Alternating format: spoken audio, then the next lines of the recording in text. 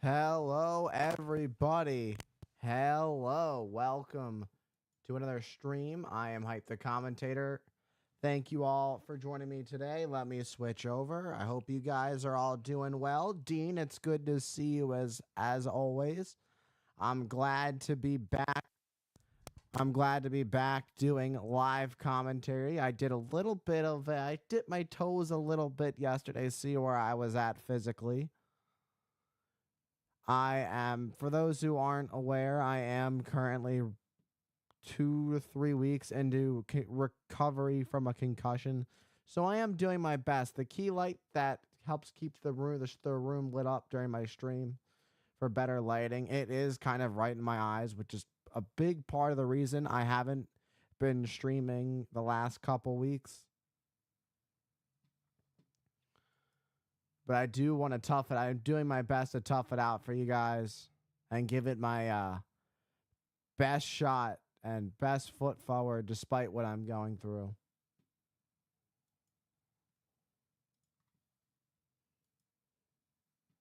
I'm not at 100%. I'm probably not close either. But I love something so when you love something so much, there's nothing you won't do to get what you want. To achieve that goal, to achieve that dream, despite how I feel. And yesterday, I was able to record 3 of the 5 matches from Bash in Berlin for those who joined me yesterday. Thank you guys who joined me for that little special live recording session. I may do more of those in the future. Not sure. Yesterday didn't have a great turnout, but that's okay because I was going to record the videos regardless. I just figured, maybe people could see my thought process when I do recordings, when I do live recording sessions, when I do my recording sessions behind the scenes. But generally, my recording sessions are for matches that are older. So yeah, there's a lot of interesting things coming up in the future. I will say I will not be home October 5th either, so I do apologize for that. There will not be a stream October 5th. So I do apologize for 2 pay-per-views in a row with no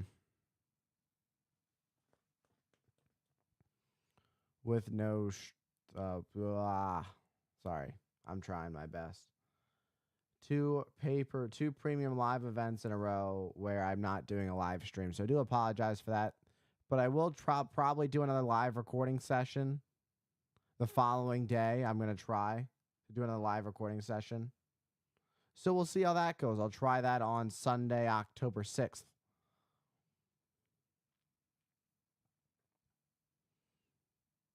And then I'm looking to be able to do Crown Jewel and Survivor Series live. So we're looking at November.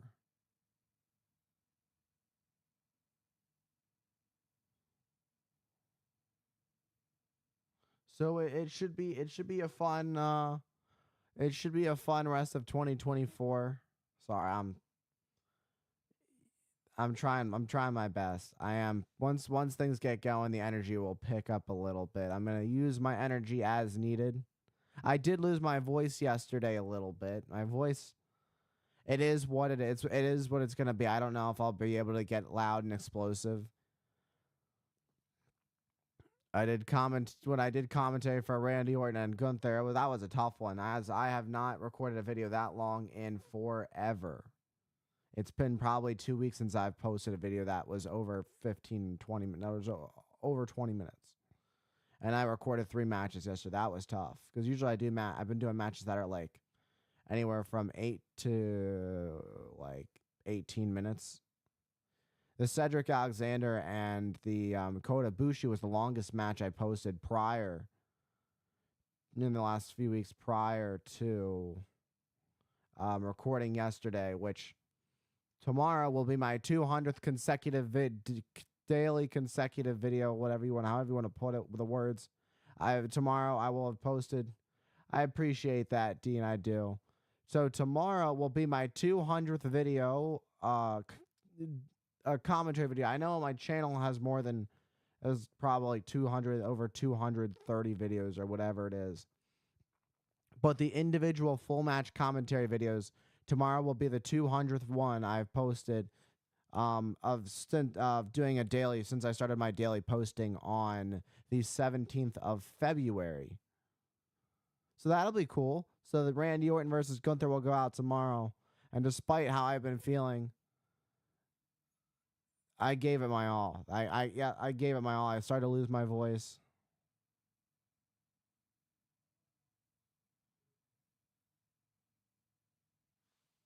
So yeah, I just we're gonna do the best we can. We're gonna have some fun tonight.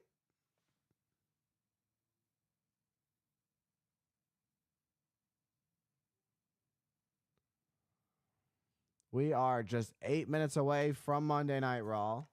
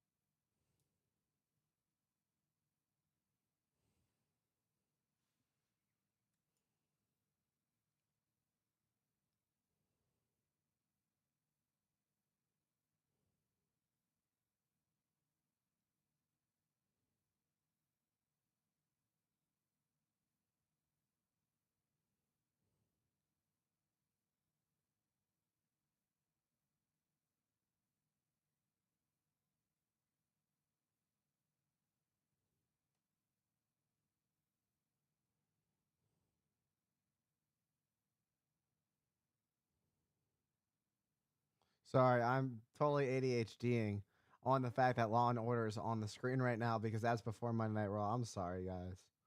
I'm doing the best I can. It's been a rough day in general.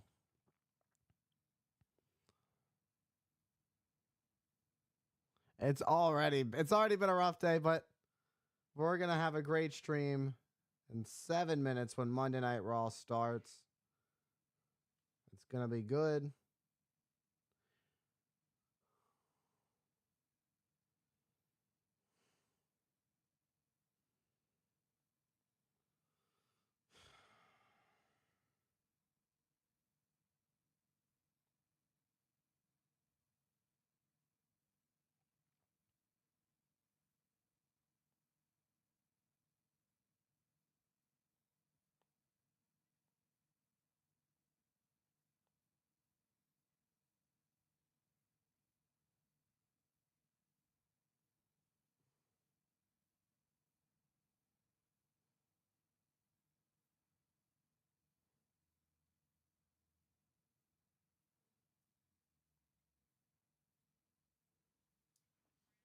We are 6 minutes away. I'm gonna go to the Be Right Back screen and I'll start up in a few minutes.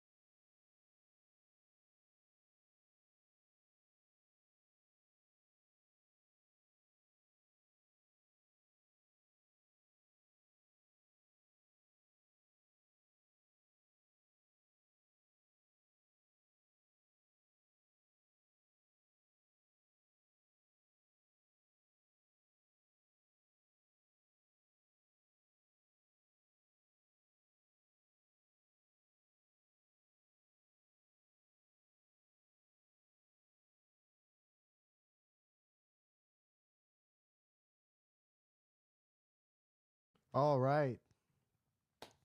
We are just under a minute away from Monday Night Raw. Actually, we are 10 seconds, just under 10 seconds away from Monday Night Raw.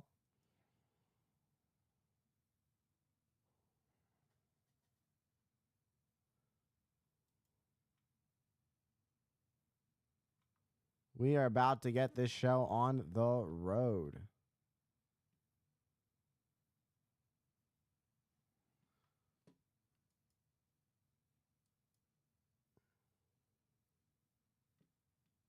All right, here we go. Law and Order's SVU is now over. You know what that means. It is Monday. Monday.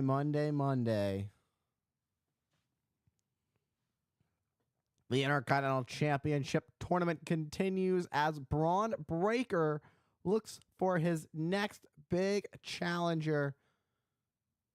Who will challenge Braun Breaker for the Intercontinental Championship?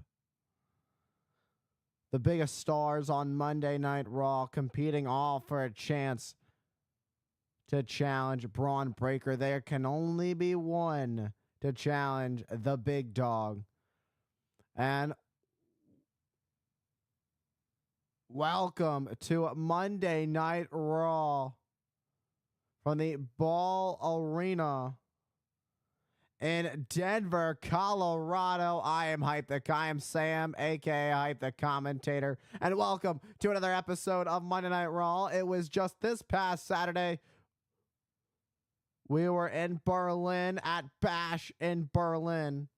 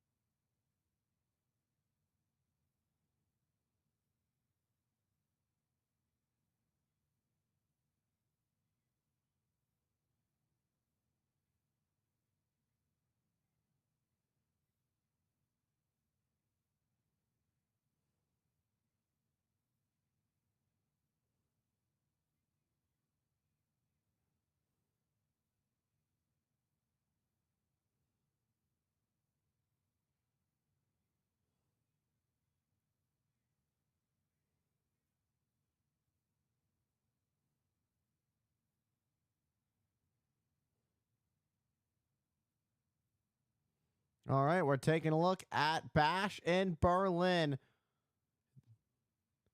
It was the Uber Arena.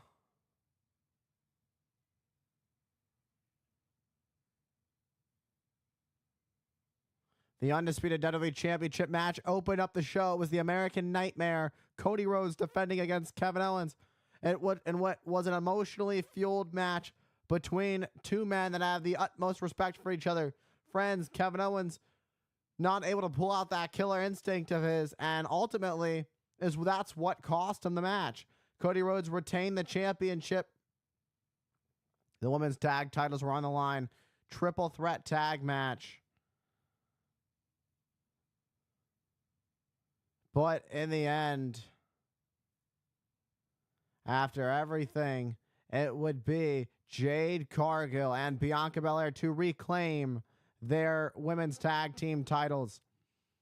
And then in the most heated and personal rivalry in WWE history, CM Punk and Drew McIntyre in a strap match. Punk sending a message with go to sleep after go to sleep. And how apropos it was with the bracelet on hand, smacking that final corner to win the match. And then this is also as personal as it gets between the Terror Twins and the New Judgment Day.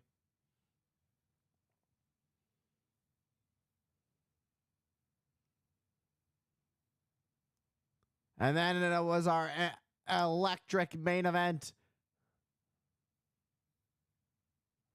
in Gunther's adopted hometown of Berlin, Germany. Gunther got to defend his world championship against one of the all-time greats, Randy Orton. This was one of the most physical matches I've ever been able to call. I've had the fortune and honor of calling quite a few matches here.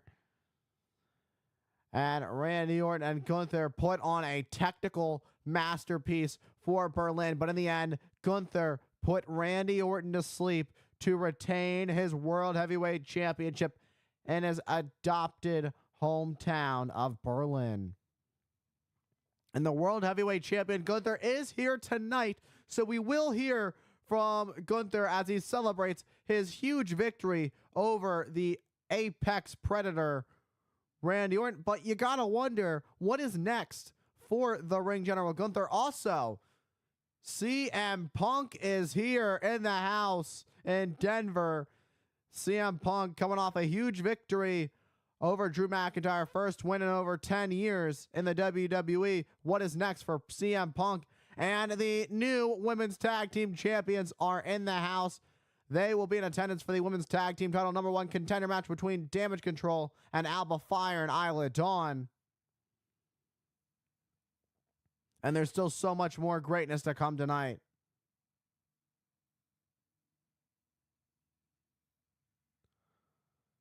And we are kicking things off hot.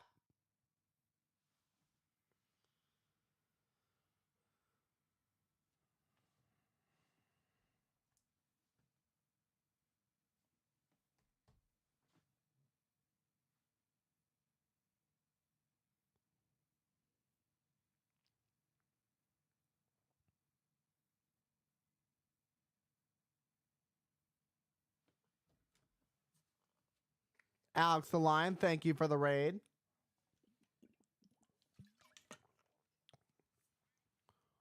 The Eradicator, Rhea Ripley, is here to open up Monday Night Raw. Well, we saw it this past Saturday. Rhea Ripley and Damian Priest got their hands on Liv Morgan and Dominic Mysterio. And it was finally time for them to get their revenge.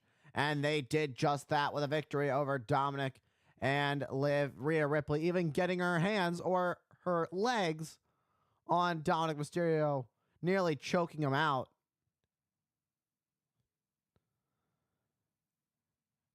And it's got to be a good feeling for Rhea Ripley, but there's only one thing that she doesn't have that Liv Morgan still has, and I think Rhea Ripley may be coming after some gold again. There's still some unfinished business with the Terror Twins and the Judgment Day.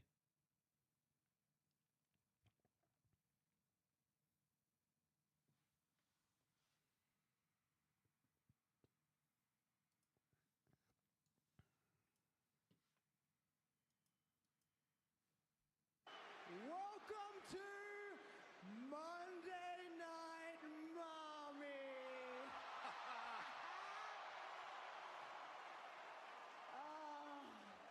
It feels so good to be able to say that again, but you know what actually feels better than that? What happened at Bash in Berlin when myself and my terror twin, Damian Priest, we absolutely brutalized Liv Morgan and Dominic Mysterio.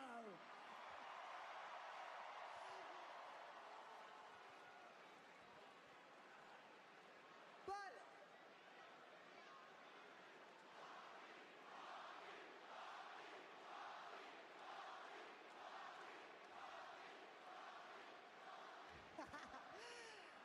and we're not done destroying the Judgment Day, no.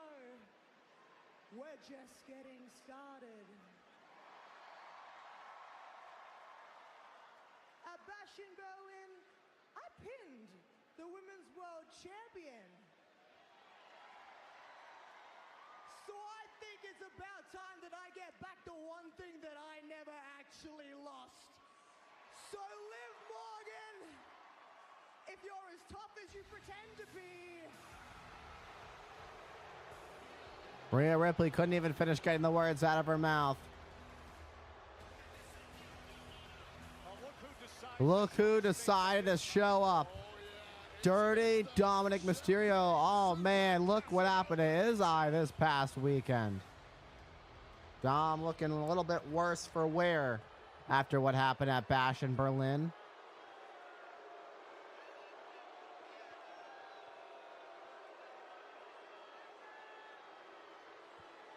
Liv is not good. ¡Cállense y déjenme hablar!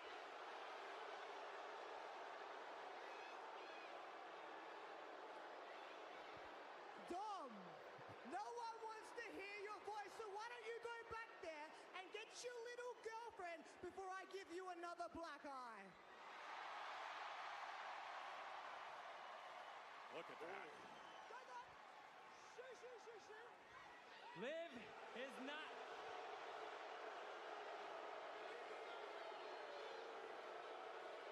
¡Déjenme hablar, chingado!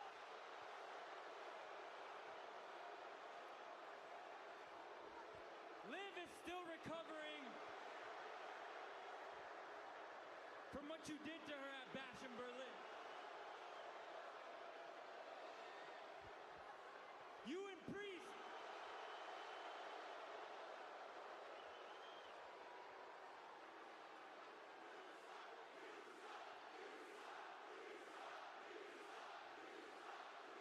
¡Que me dejen hablar! You and Priest took advantage of me and Liv. We were jet lagged. We didn't get any sleep for multiple reasons. Oh, come on. But I'm here to let you know that Liv will accept your challenge.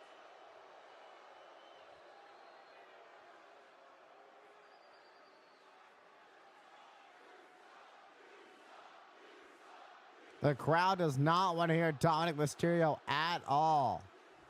Just because she's a little banged up, she's not afraid of you. ¡Cállense! Rhea Ripley loving every moment of this. She's beat you before. She'll beat you again. And after I win the IC title and my Juanita and I both have gold. Dom, let me put this in a way that you will understand. Cállate, estúpido. Now, if the little courageous Liv doesn't want to come out here to face me, then I want you to relay this message. I'll face her anytime, any place.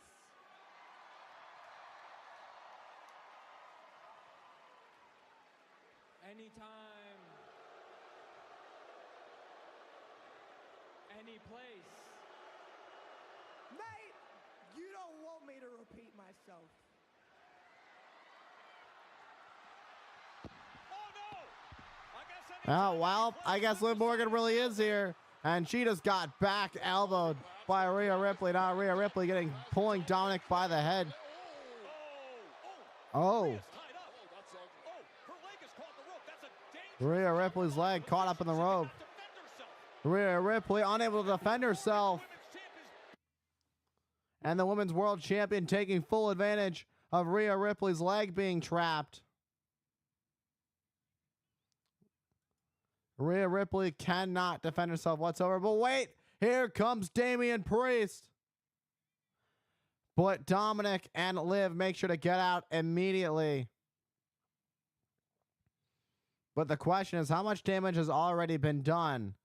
I guess you could say there's a lot of bad blood between Liv Morgan and Rhea Ripley, and they are still some unfinished business.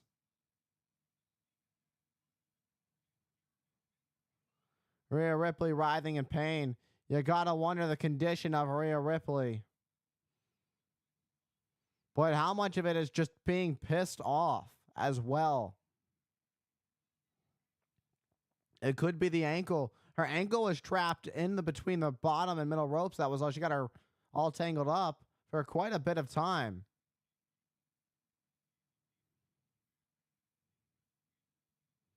And we saw, let's take a look at this. Chad Gable and Uncle Howdy last Monday on Raw. Uncle Howdy in his debut match.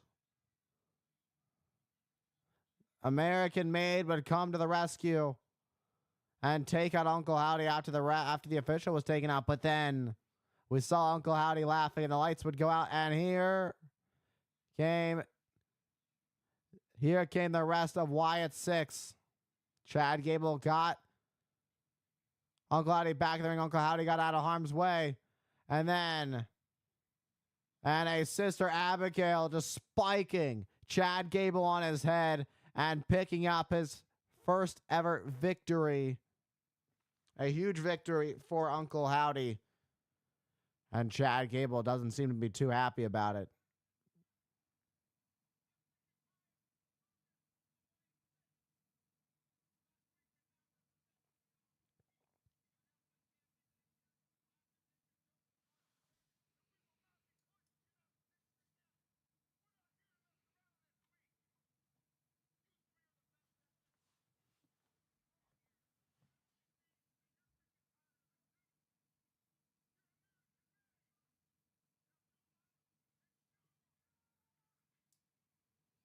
Oh, here we go. Firing up American Made.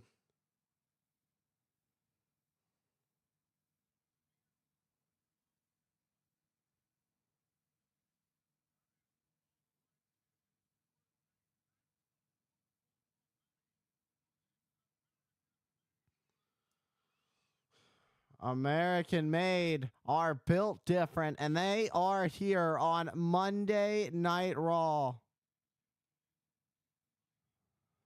Julius, Brutus, and Ivy taking on Gable's old teammates in Tozawa.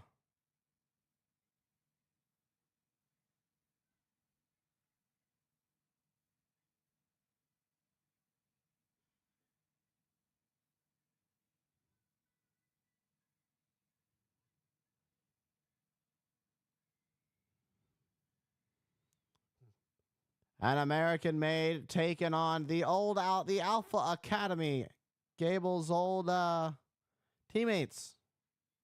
Maxine Dupree, Otis, and Akira Tozawa. And it's coming up next.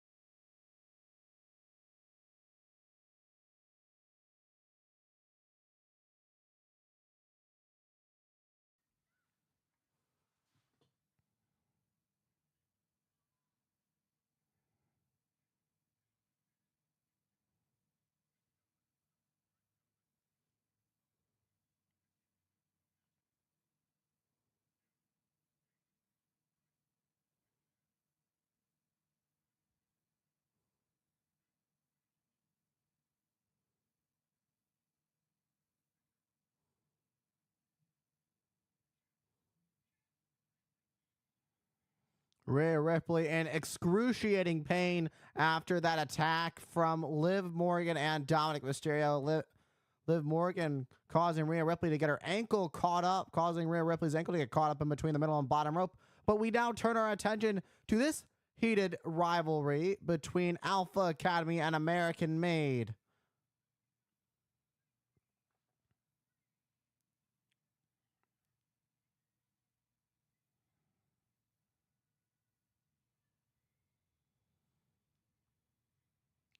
Alpha Academy have taken a lot of emotional abuse from Chad Gable for the majority of 2024.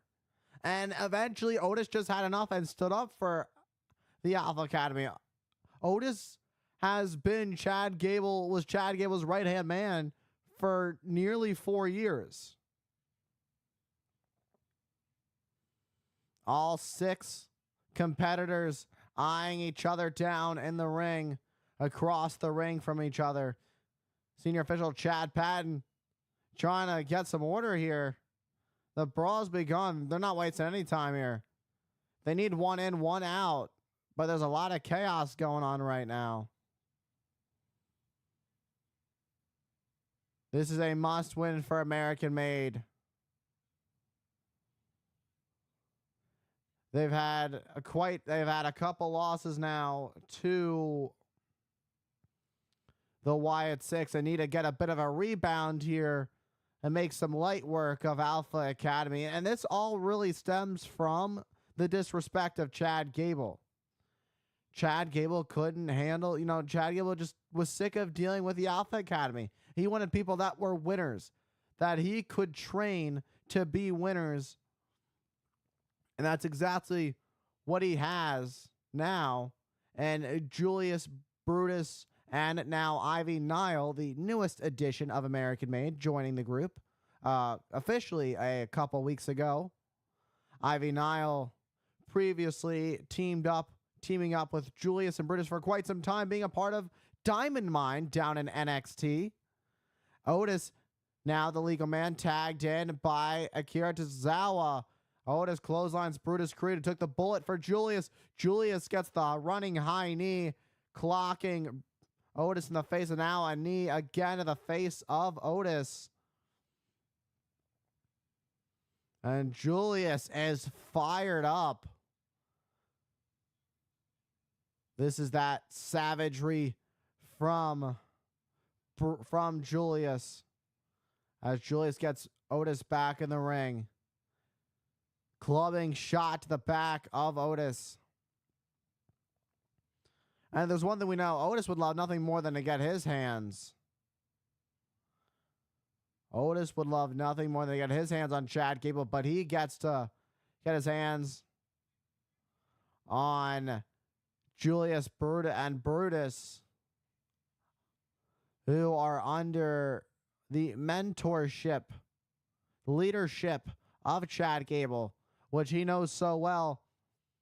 But, maybe it's just a difference in personalities. Maybe the aggressiveness. Oh, look at this. A Thez press from Maxine, just unloading on Ivy Nile, and a drop kick.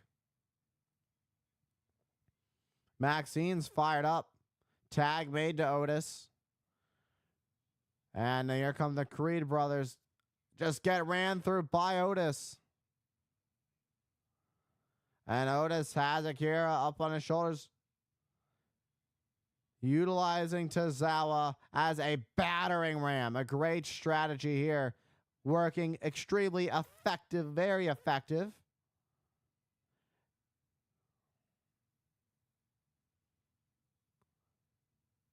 Oh boy, here we go.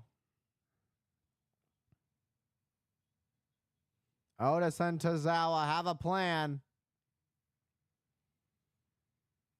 They're going to give it to Maxine. Maxine, high cross body off the ring post. Taking out American Made. And now American Made are in control. Look at Maxine fly.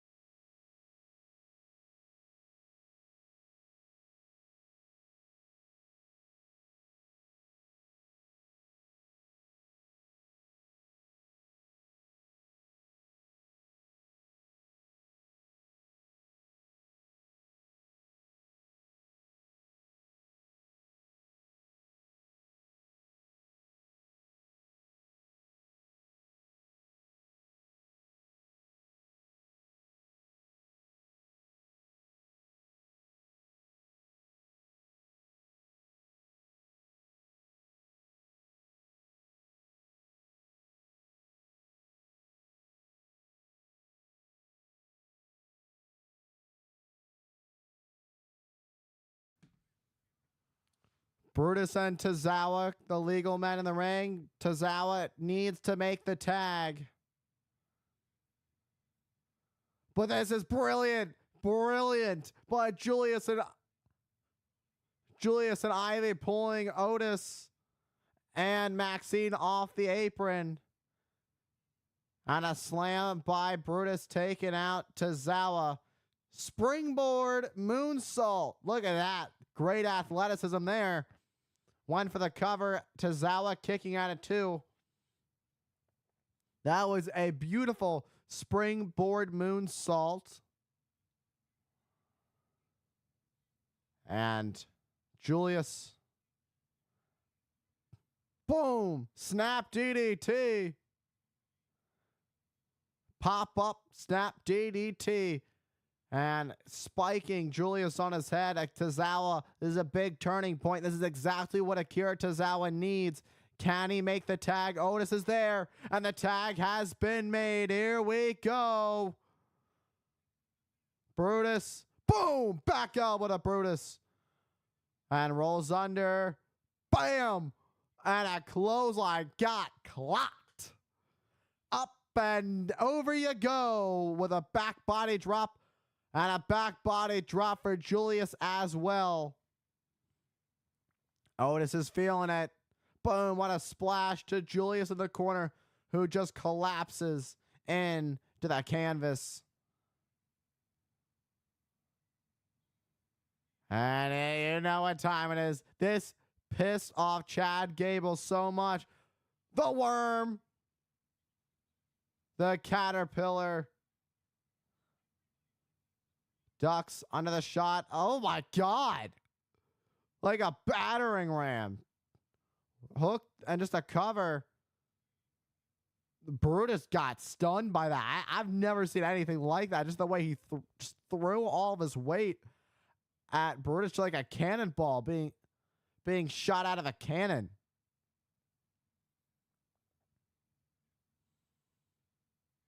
Denver trying to rally their support behind Alpha Academy. Akira Tozawa doing his best to come to the aid of Otis. Suicide dive takes out Brutus. And another one taking out Wait a minute. No, not today. Julius catches Tozawa in air. And a belly to belly. Boom. Look at the power of Otis. Just knocking Julius off the ring apron, sending him into the barricade. But turn around, Otis. Brutus ball. And a Brutus ball for Otis. And now the tag's been made. Here comes Maxine. Boom, what a knee to the face of Ivy Nile. Maxine looking for that fisherman suplex. And it connects. Maxine is fired up. That spinning kick in the corner. And something has snapped in Maxine. She's feeling it. And now Maxine tears her shirt off. She is fired up. A reverse caterpillar. Chad Gable gets up on the ring apron. And Maxine has had enough of Chad Gable. Boom! Roundhouse kick. And here comes the Dragon Sleeper. And Ivy Nile putting Maxine to sleep. There it is. No choice but to tap out. Maxine already knew what that felt like. She's felt that before. And that is not a feeling. That is not a position you want to be in. American made. Send a message to Alpha Academy. You got to wonder when it's going to be enough.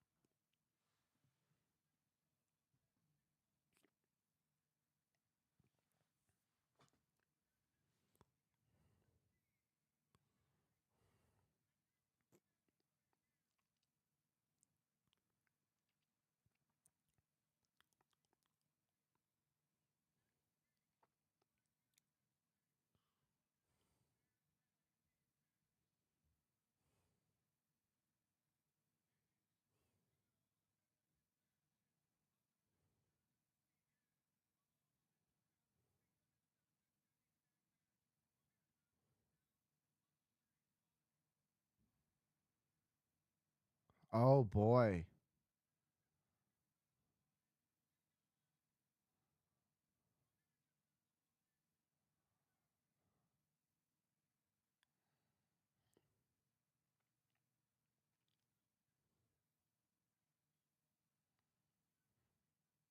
Uh-oh. Chad, you're about to get your answer. I mean, this is what you asked for, and you're gonna get it. This is very dangerous territory for American Made to play with Uncle Howdy and the Wyatt Six.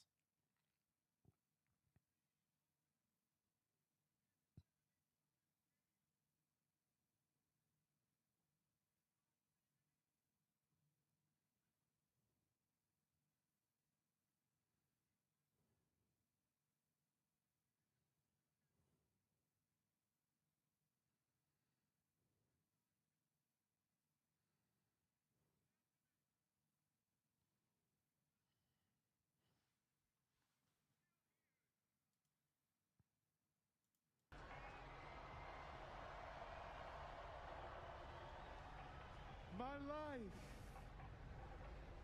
is no longer mine. So if this is the path that you have chosen, who am I to neglect you and your undoing? You gamble your very being,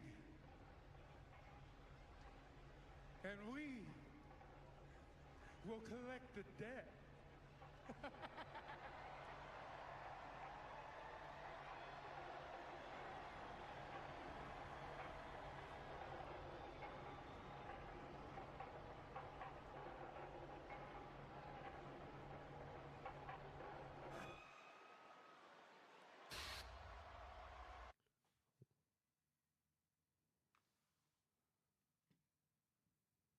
Well, it appears that American Made have gotten what they asked for. Chad Gable got exactly what they asked for. Challenge has been accepted in the form of saying the debt that will be collected, and you don't want to mess with the Wyatt Six. They are as deranged and demented as they come. It's just not a group of folks you want to mess around with.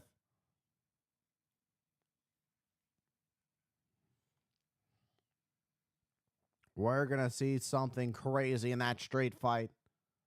But let's turn our attention to the Intercontinental Championship #1 Contenders Tournament. We have a triple threat qualifying match.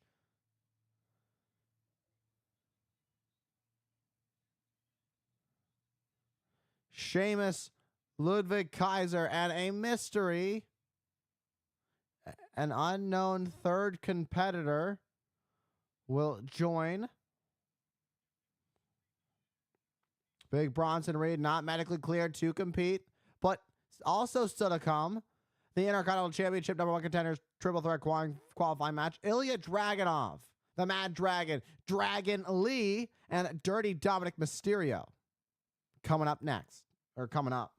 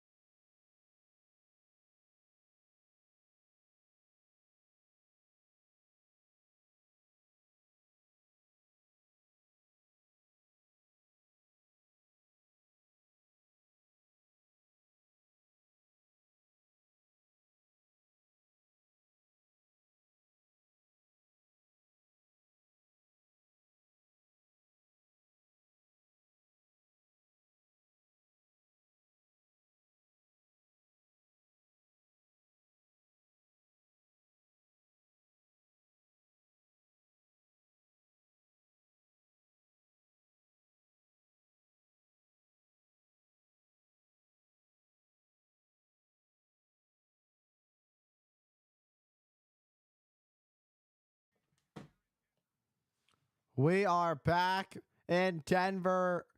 It is Monday Night Raw. Next Friday, Friday Night SmackDown premieres on its new home right here on the USA Network. And that's coming up next Friday.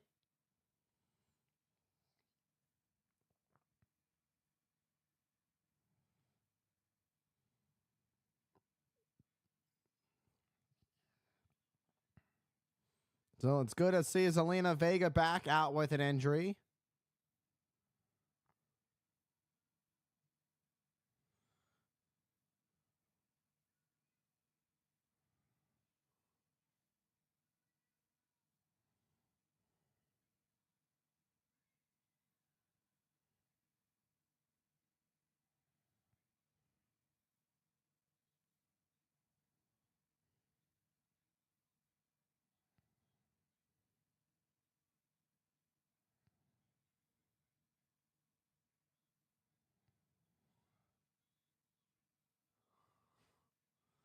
And Zelina Vega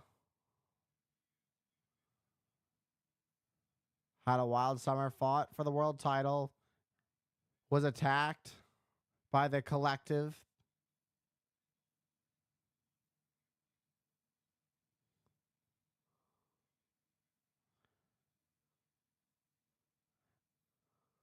And she's got her hands full in the form of the Queen of Spades for the Pure Fusion Collective. The PFC.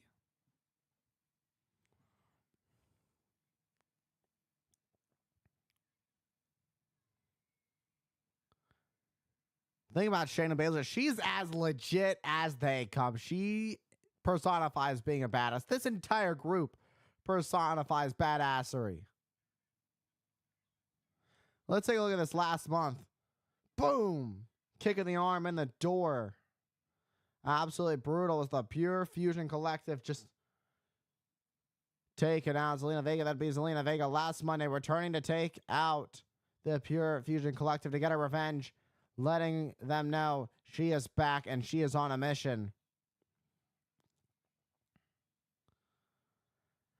And looking for vengeance tonight, Zelina Vega is going to have quite the interesting uphill battle with a tough opponent like Shayna Baszler. Now slapping Baszler in the face, I don't know if that was a wise decision, but what it does do is make Shayna Baszler pissed off, and not sure if it's wise to have a pissed off Shayna Baszler or smart, because it clouds the mind of the opponent when they are pissed off. They aren't thinking logically. But at the same time, when a pissed off Shayna Baszler finally gets her hands on you, there will be hell to pay.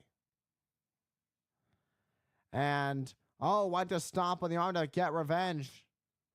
Looking to return the favor to the arm of Shayna Baszler. Shayna Baszler getting out of harm's way. Now an arm drag to Baszler. A forearm catches Zelina Vega right in the face. And now being perched up on the top. And Baszler gonna follow Vega. What does Shayna Baszler now have in mind? They are in dangerous territory. Countered by Zelina Vega. Look at that, a 619 to the leg. To the shin. And a draw and a kick there to Baszler, sent to the outside. Zelina Vega has quite the strategy here tonight. There is so much to settle with Shayna Baszler and the Pure Fusion Collective.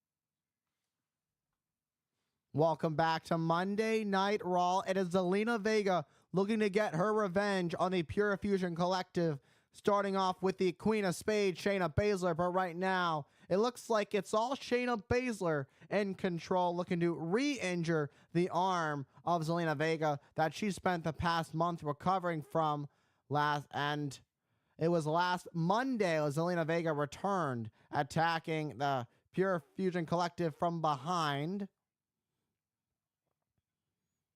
Crossbody denied, but that's just a testament to the strength of the power. Great turnaround there, turning into a stunner. And now these clotheslines from Zelina Vega starting to rally a little bit here.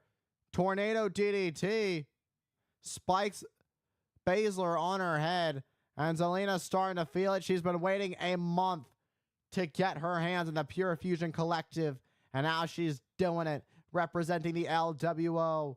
Moonsault finds its money, goes to the cover, kick out of 2. You know, the big thing is, if she had hooked the leg, that could have potentially been a 3, but only a lateral press cover. No legs hooked is not going to do it right there. Shayna Baszler, as tough as they come, with an extensive MMA background, and now kicking Zoe Stark off the apron with a 619 and a Meteora to DeVille, trying to clear house. What a knee to the face of Vega, taking advantage. Good night, out like a light. Shayna Baszler making work of Zelina Vega. What a victory for Shayna Baszler, knocking out Zelina Vega. That's a tough loss for Zelina Vega. And now like a bunch of sharks, a pack of wolves, they're going to pick apart Zelina Vega. But here comes Lyra Valkyria, headed to the ring to come to the aid of Vega. She's had her own issues with the Pure Fusion Collective. Shayna Baszler has a Kirifuda clutch locked in, but Zelina Vega making the save. Oh, what a super kick to Valkyria. And now DeVille. Boom. Devil's Advocate. Boom. And a knee to the face, a second one there for Zelina Vega.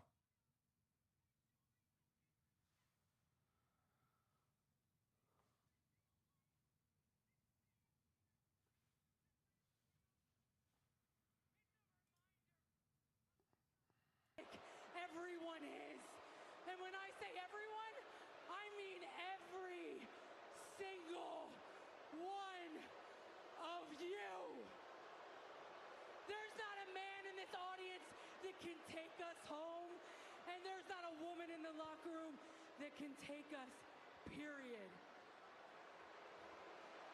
But you want to step up? Shoot your shot. Sonya Deville with a message. Sonya Deville with a message saying, shoot your shot if you want to mess with a Pure Fusion Collective. Making a statement tonight, making examples out of Valkyria.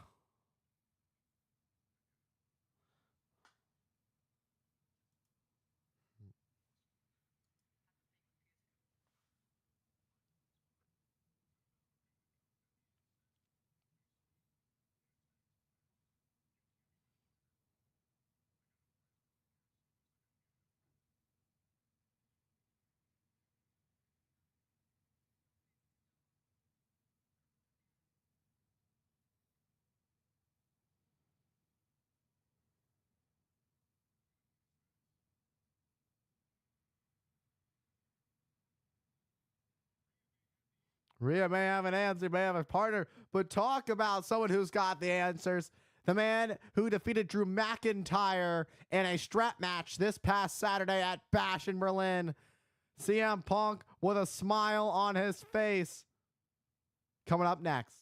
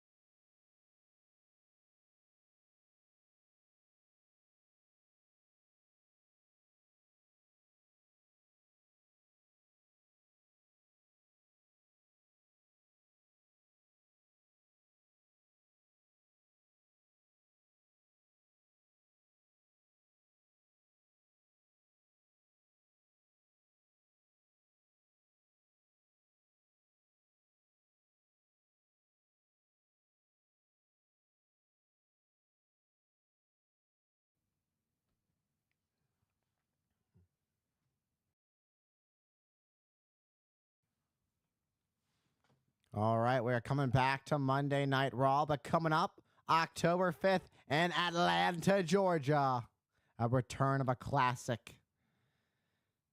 I kind of teased it a little bit earlier.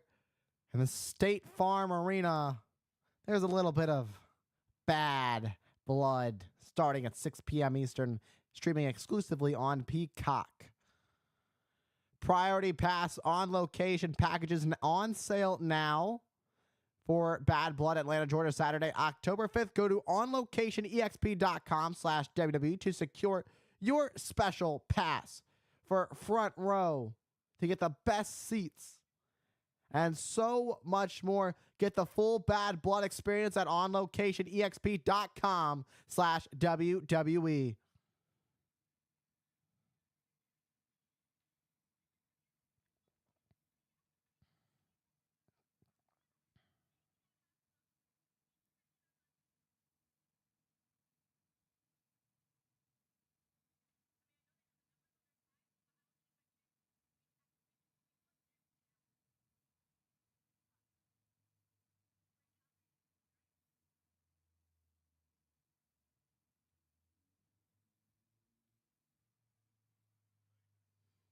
Selena Vega could use all the help she could get. And it seems Lyra has an idea. Absolutely electric here for the best of the world, the Second City Saint here in Denver. CM Punk is here.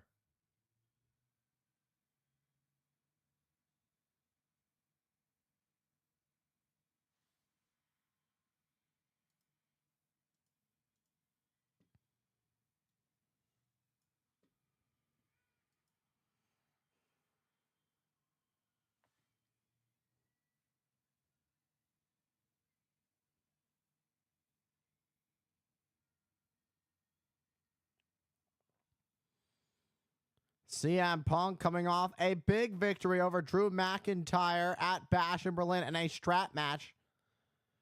CM Punk's first win in the WWE in over 10 years.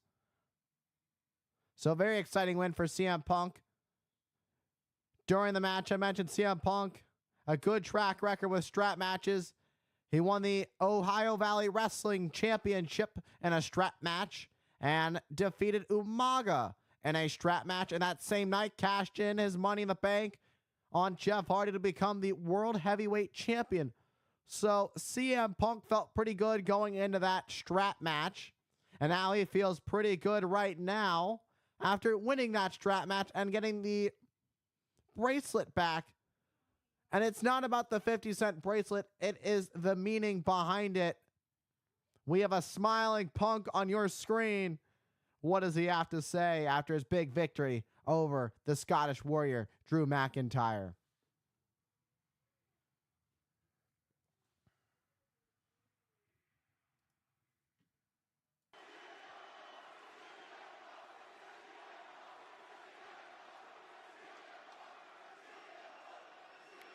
Real life, never get sick of it. I always wonder, man, are they gonna care?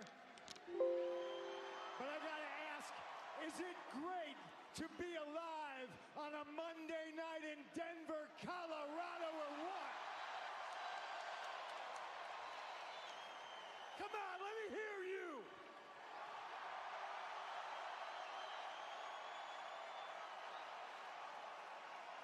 We're celebrating, and I can't wait to get home to my lovely wife and my beautiful dog to celebrate.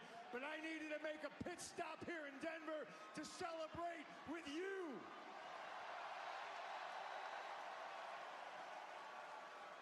Show of hands, who saw Bash in Berlin?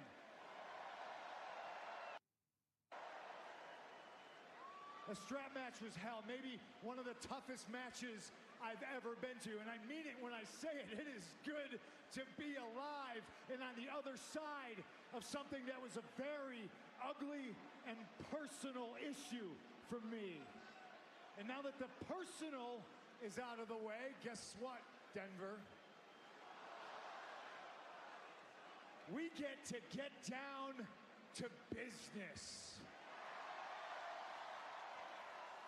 because that's what I am. I'm a businessman. When I came back to the WWE, I said very famously, I'm not here to make friends. I'm here to make money. I'll take that money however I can get it. Cold hard cash, love from you, direct deposit. It's 1996 and I'm Patrick Wwe. I'll take it in gold.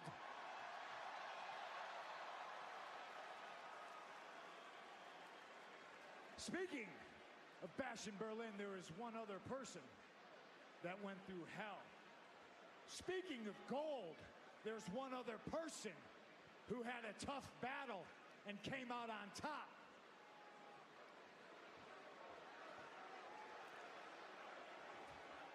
That's right, I'm talking about you, Gunther. This is what I mean when we're talking about business.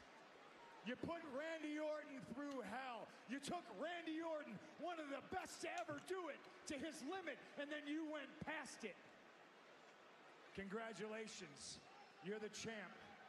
Nothing can replace the chip on my shoulder other than that belt. I put Drew McIntyre to sleep, and it's time CM Punk woke up as champion.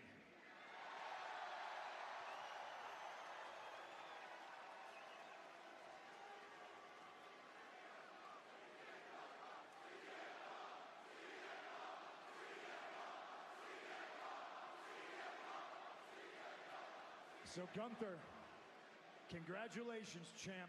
Enjoy it, because we're gonna enjoy taking it off of you.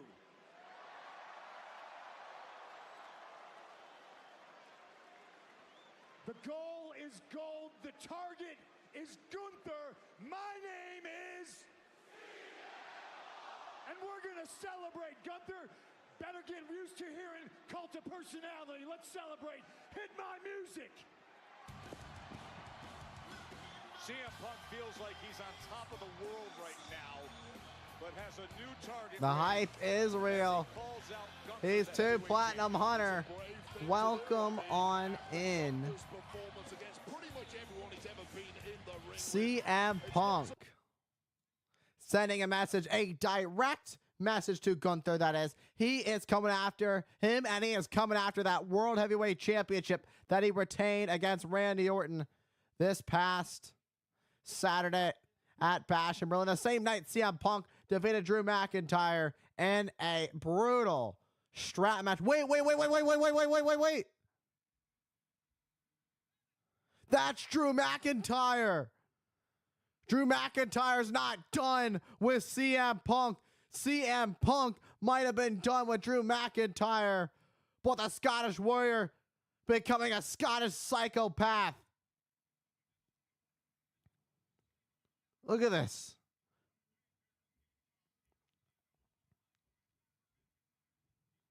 Drew McIntyre not done with CM Punk. CM Punk time and time again cost Drew McIntyre world title opportunity after world title opportunity. And McIntyre wants to make sure CM Punk doesn't even get a world title opportunity. And a Claymore takes out CM Punk. The message has been sent to the Second City Saint. Drew McIntyre is not done after Bash in Berlin, after losing that strap match.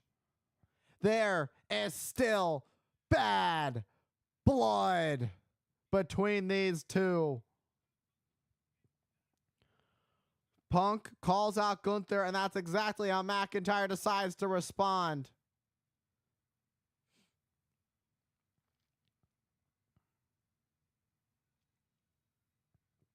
McIntyre has Punk up on his shoulders, sending Punk into the ring. What does McIntyre have in store for CM Punk? Wade Barrett trying to calm down Drew McIntyre, and another Claymore takes out CM Punk.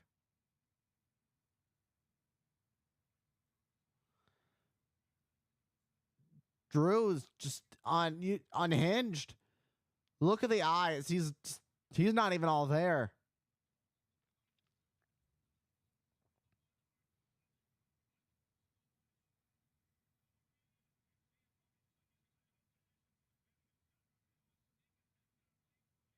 Now stopping him. And you gotta send everybody.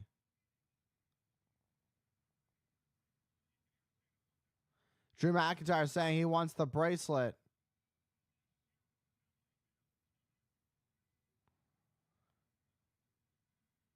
And for a whole day, CM Punk had the bracelet back. And Drew McIntyre takes it right back, and it goes right back on his wrist. Just when CM Punk thought he was done with Drew McIntyre, Drew McIntyre had put on his wrist and then took it off. Drew McIntyre just holding it in his hands. Name of his wife AJ and his beloved dog Larry. And McIntyre just snapped the bracelet in half. The symbolism of Drew McIntyre crushing and destroying the family of CM Punk. It's all there. And shoving the beads in the mouth of CM Punk. And another Claymore to CM Punk. That's a third one tonight. McIntyre's gone too far. And he's not done. Get the police. Get the FBI. Get somebody. Punk thought this was over. Punk was ready to move on and challenge Gunther for the World Heavyweight Championship. But Drew McIntyre is not having any of it. And his attack on CM Punk goes without saying that CM Punk's not allowed to move on until Drew McIntyre says it's okay for CM Punk to move on. And now the WWE officials waving for medical attention for CM Punk. And here come the EMTs now. I have a stretcher for Punk. Punk badly damaged by Drew McIntyre, who is unhinged.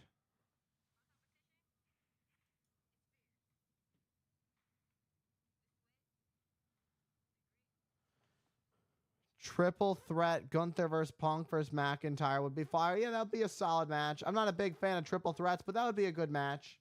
All right, we'll head to commercial break.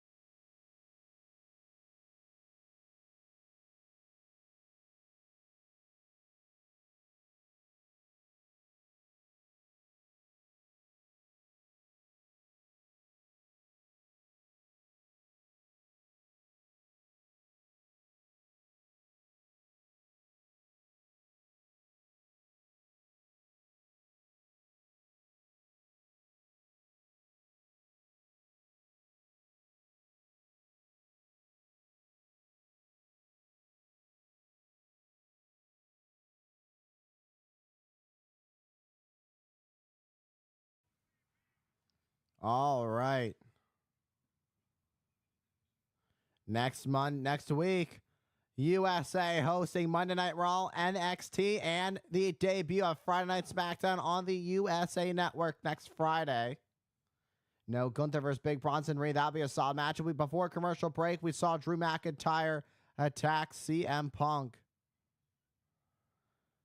making it clear that he is not done with the Second City Saint.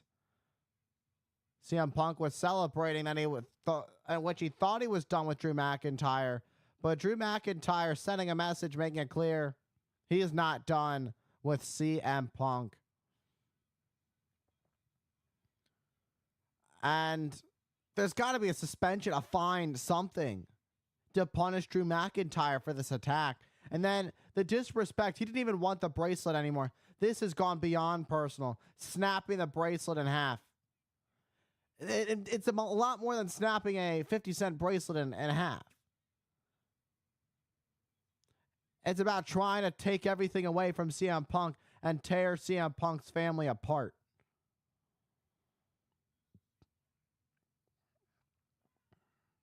Wait, McIntyre was waiting right by the ambulance. Look at the blood from the mouth of CM Punk. He's going to squeeze the eyes out of Punk.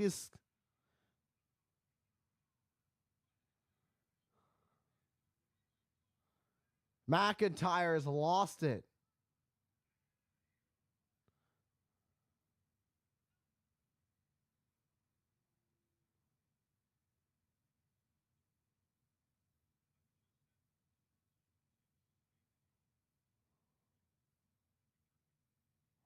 That was just awful.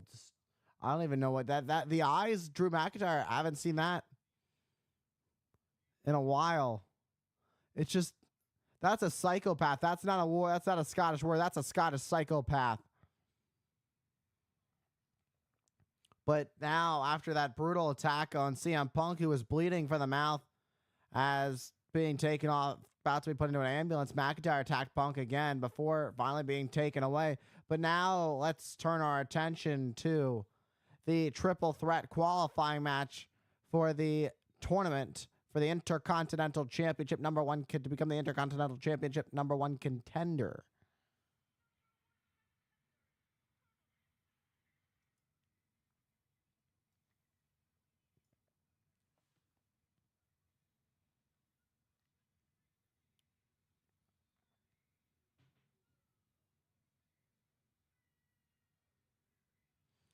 Dominic Mysterio looking for some gold. A former NXT North American champion, Dominic Mysterio, now looking for some more gold in the form of the Intercontinental Championship. Wants some gold to match Liv Morgan's Women's World Championship. But he's got a fearsome opponent in the form of Dragon Lee. Dragon Lee, an incredibly talented athlete.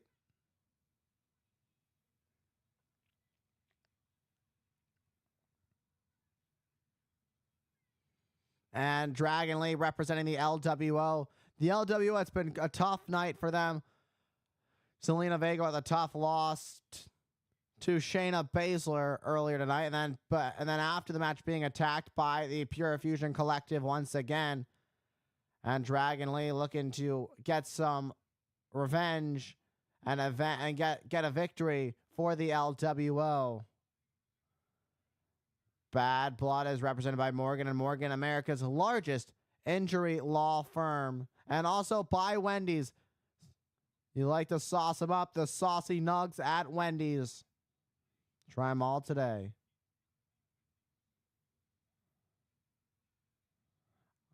Triple threat rules. All to become the #1 contender for the Intercontinental Championship to qualify for the tournament. Boy, this is going to be tough when you have to worry about the Mad Dragon, Ilya Dragunov.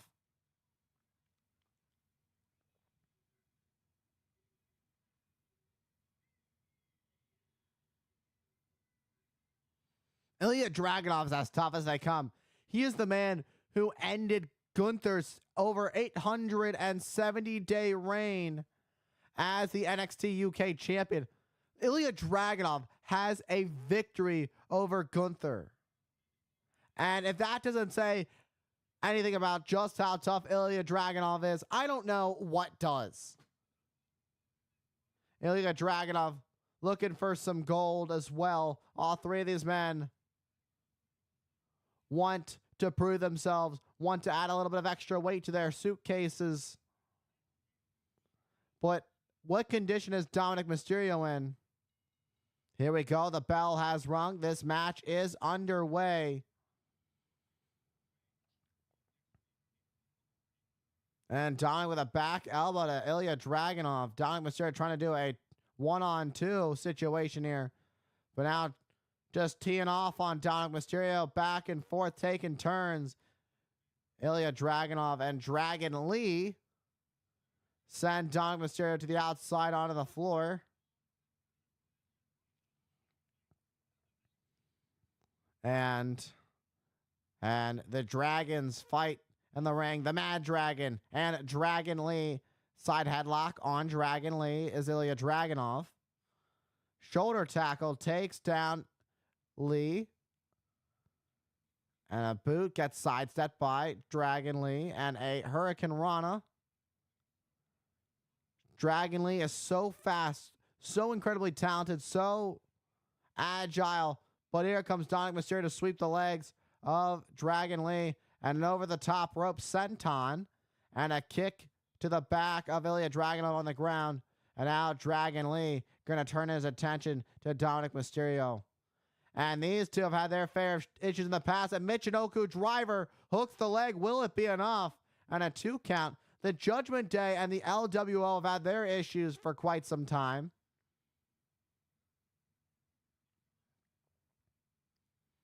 Oh, what an overhand chop to Ilya Dragunov. But if there's one thing we know, a chop only infuriates Dragunov.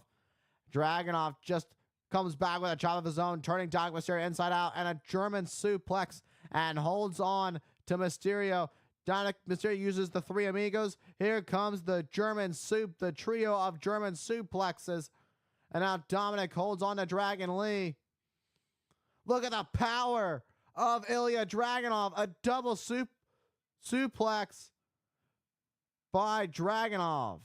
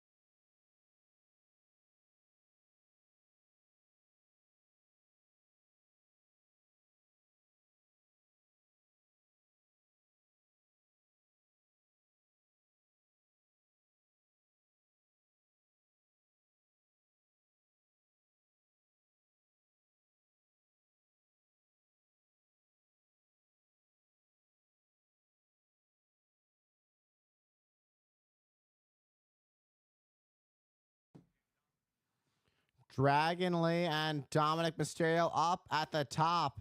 And a very precarious situation as we are back to this qualifying triple threat match to the who will advance and who will qualify for the Intercontinental Championship tournament, that is. Oh, Ilya Dragunov looking for a power bomb on Dragon Lee and just sends Lee to the mat. Boom! What a forearm. A smaller H-bomb there and into the cover. And a kick out by Dragunov. Now Dominic Mysterio turns his attention to Lee to pin Lee, and Ilya Dragunov breaks the cover that time.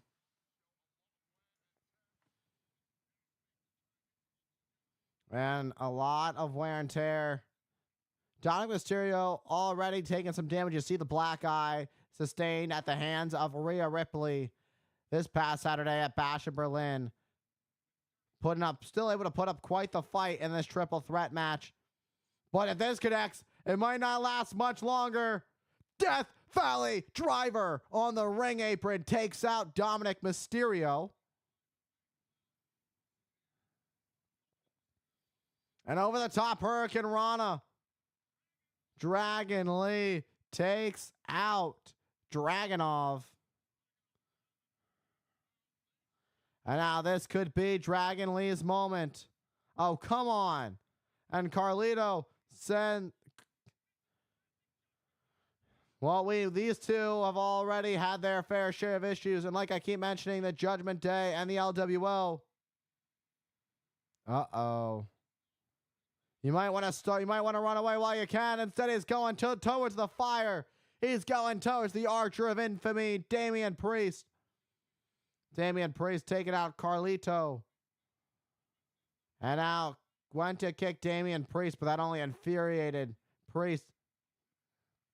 And Mysterio running away.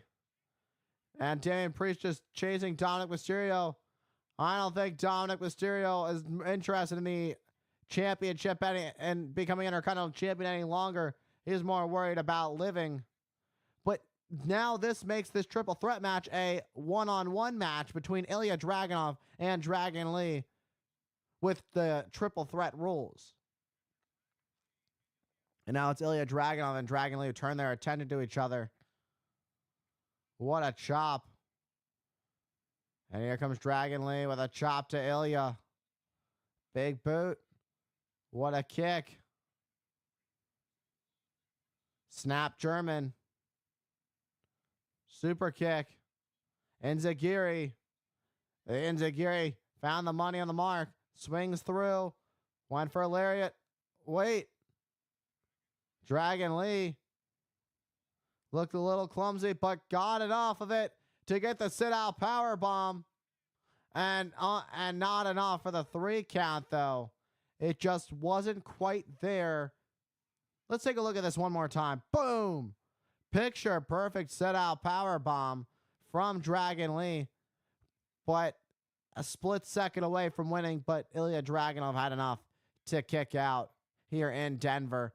The crowd in Denver at the Ball Arena have a great appreciation for this match. And what's now become a singles match. Ilya Dragunov looking to finish things off with a Death Valley Driver to Dragon Lee in the corner. And now that could do it. Hooking the leg, but Dragon Lee able to kick out at 2.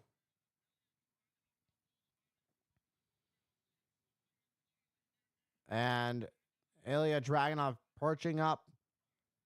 Dragon Lee up at the top. And a dangerous situation now. They call this the high risk, high reward area. Uh-oh. There's the stomp. A stomp to the chest of Ilya Dragunov. And Dragon Lee has Dragunov right where he wants him. Boom! The double whammy right there.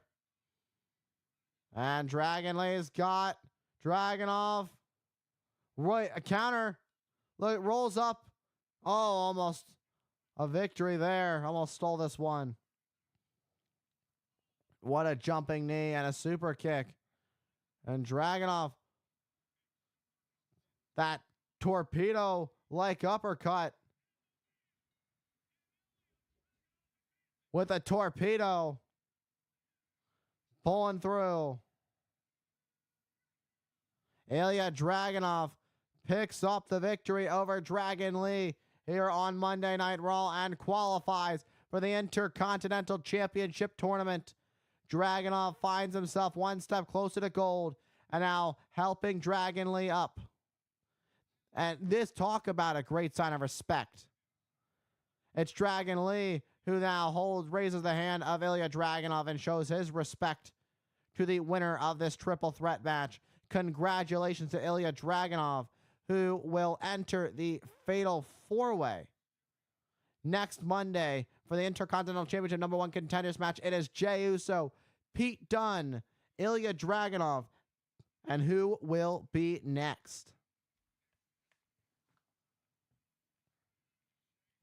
There is still one more match to go to determine who, and there's still a mystery opponent in that triple threat. He'll make it to that Fatal 4-Way final. Who will become the #1 contender for the Intercontinental Championship? That'll be answered next week on the season premiere of Monday Night Raw. Let's take a look at what happened last week in Providence between Big Bronson Reed and Braun Strowman. This was brutal. The Battle of the Behemoths. Goliath versus Goliath.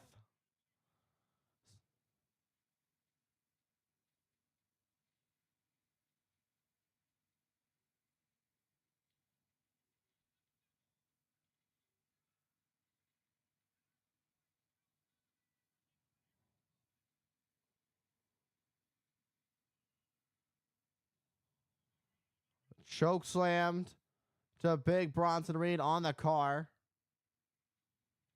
Want to throw that truss. A shoulder tackle setting. This was brutal.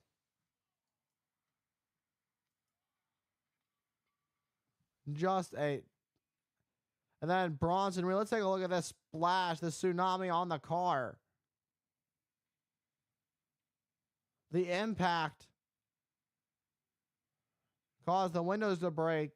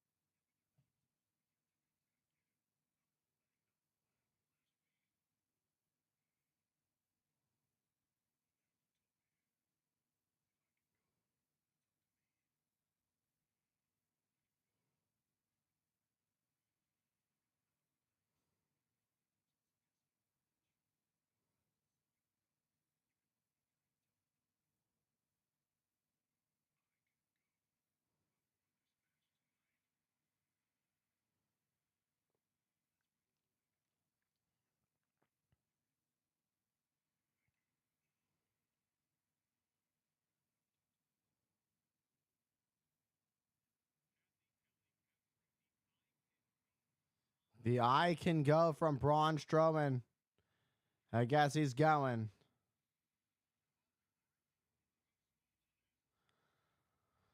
A storm is coming and a storm is here. Jade Cargill and Bianca Belair.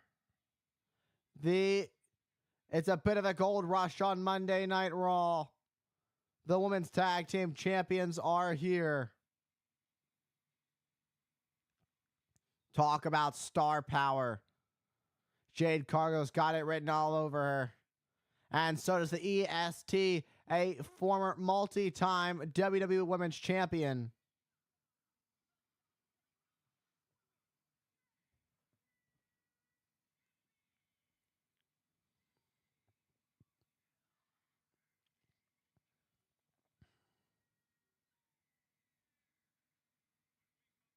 When we come back, there will be a number one contenders tag team championship match between Damage Control and the former women's tag team champions Alba Fire and Isla Dawn.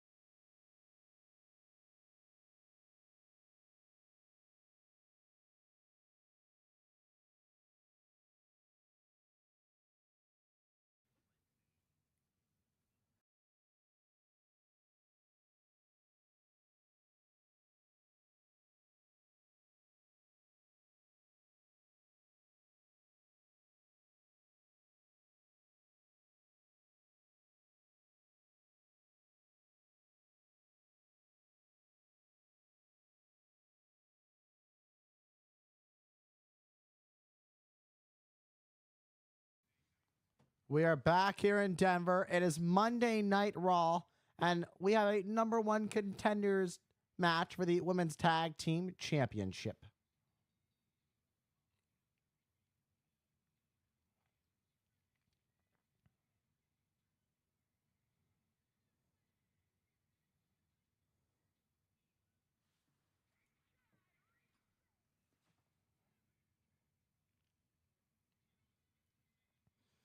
It's interesting. Kairi saying, Io Sky, they've held the tag team titles already. They know what it's like, much like their opponents. So it's all about getting gold back. Io Sky was a women's champion this year. Io Sky, also a former NXT women's champion on top of that. Former Miss Money in the Bank. Kairi saying, talented in her own right. Talk about a double whammy, two of the very best. And then coming up this Wednesday, 12 p.m. Eastern on WWE Speed on X, Io Sky and Lyra Valkyria, the first ever women's speed tournament. We're going to see what the women can do when we pick up a little speed. The unholy spirits have arrived. The former women's tag team champions are here. These two tough loss this past Saturday.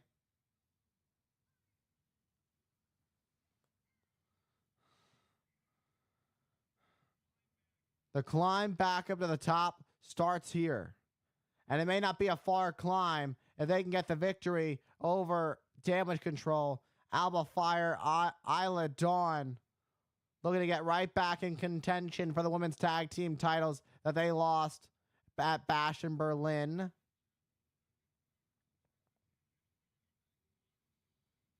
You have to earn your shot back. There is no rematch clause. It's about earning your spot. It's about proving you're the best and that you're worthy of being at the top. And much like their opponents, they're going to have to prove it.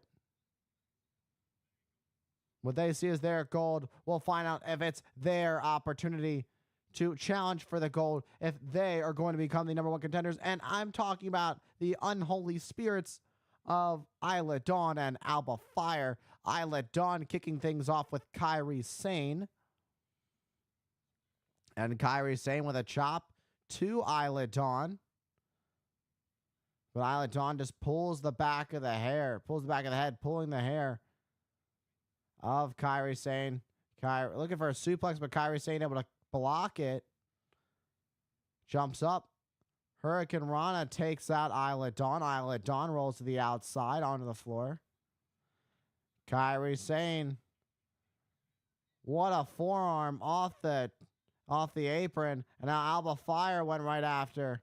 Went after Sane. And then a back elbow to Alba Fire. And a springboard moonsault from Io Sky. Taking out the former tag team champions and now going face to face with the current women's tag team champions who have the best seat in the house for this number one contenders match.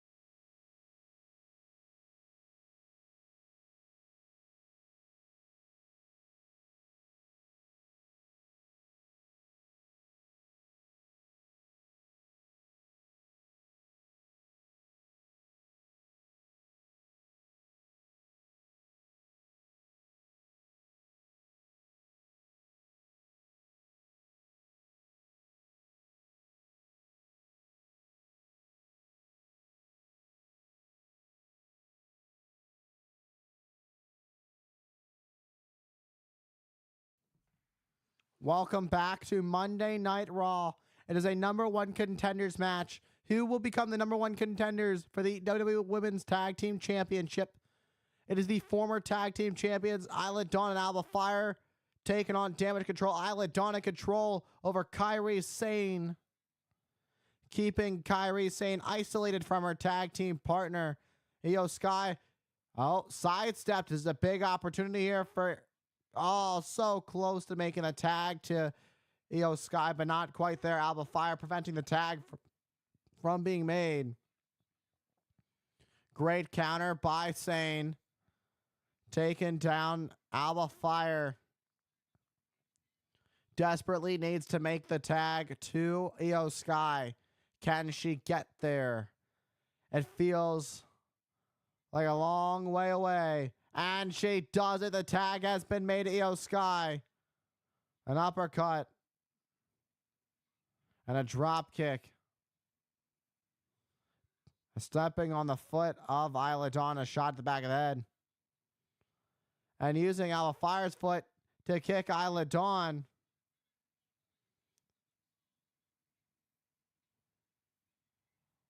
And a double takedown from Io Sky, showing her incredible athleticism here on Monday Night Raw.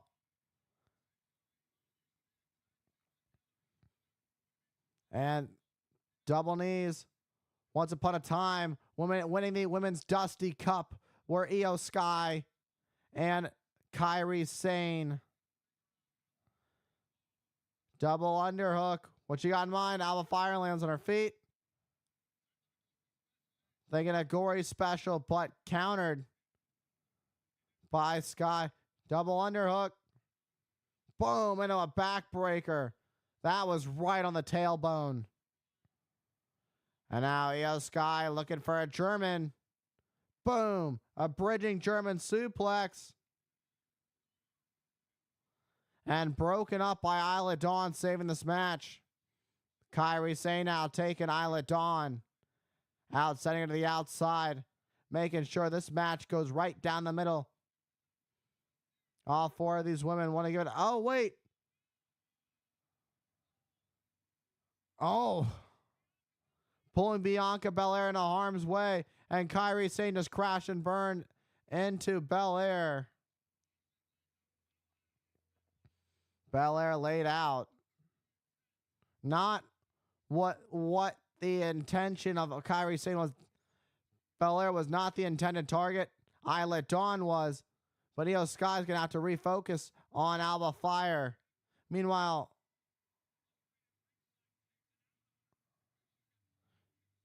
Jade Cargill just gave a forearm. I mean, okay. Io Sky goes for the cover on Alba Fire. And now behind the referee's back. It's now a big opportunity as they go for the gory special. That's it. Number one contenders. And the win for Isla Dawn and Alba Fire look to reclaim their women's tag team championships. The signal for the gold. They want it back.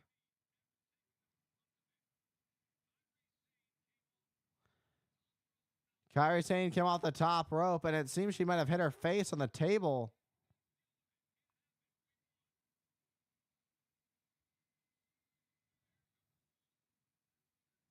New number one contenders.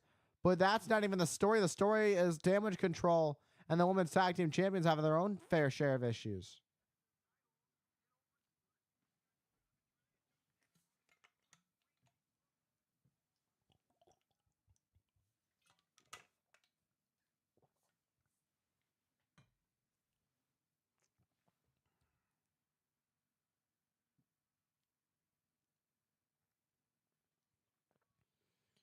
The World Heavyweight Champion, the Ring General, is here, and he's coming up next.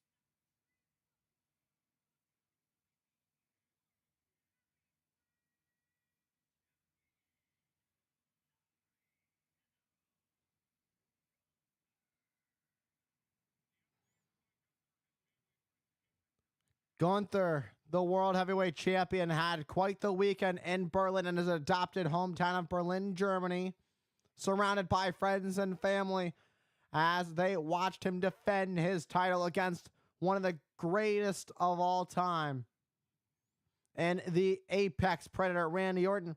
And as you could see, had a successful defense against Randy Orton, putting the Viper to sleep. Gunther, once again, proving exactly what he says he is, a ring general. Let's hear from the World Heavyweight Champion.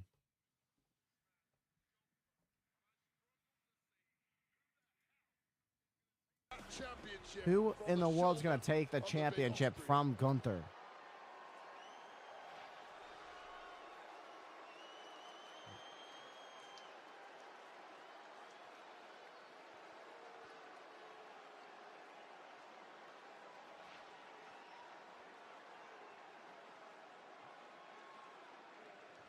On Saturday, Bash in Berlin was the highest grossing gate for an arena show in the history of WWE.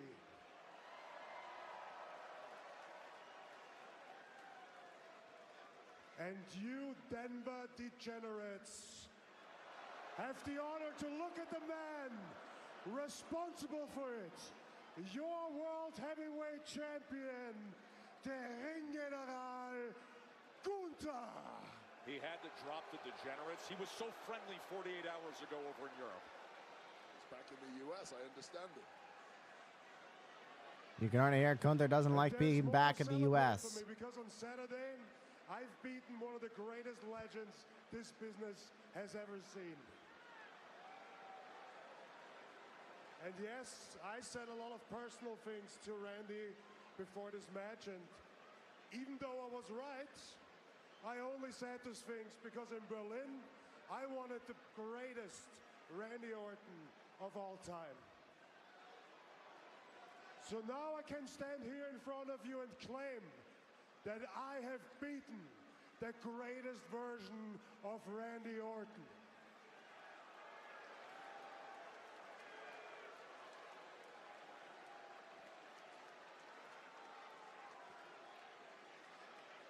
But that's all right, because at the end of the day, that big weekend was just another chapter in the legacy of the greatest world heavyweight champion in history.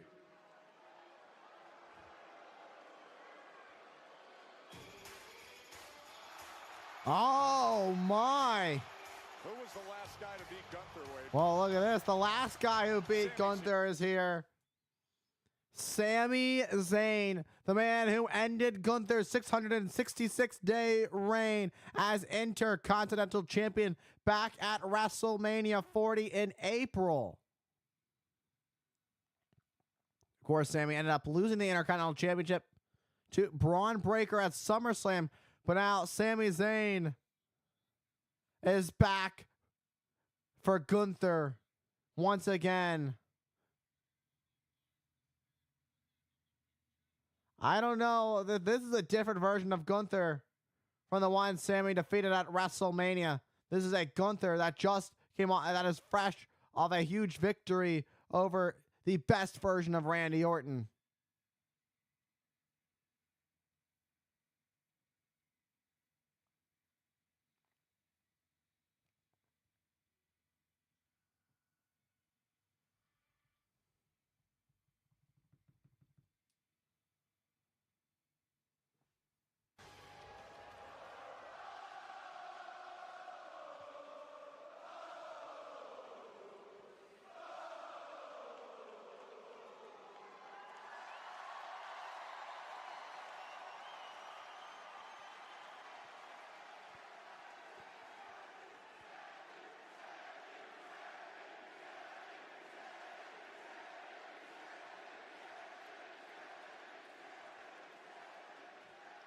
Gunther, it's just crazy to me that I'm in the back there listening to what you're talking about, and it's so funny that you're talking about legacy, because I've taken these last couple of weeks to really think about this Intercontinental Championship reign that I just had, and thinking about where I've been and where I'm headed.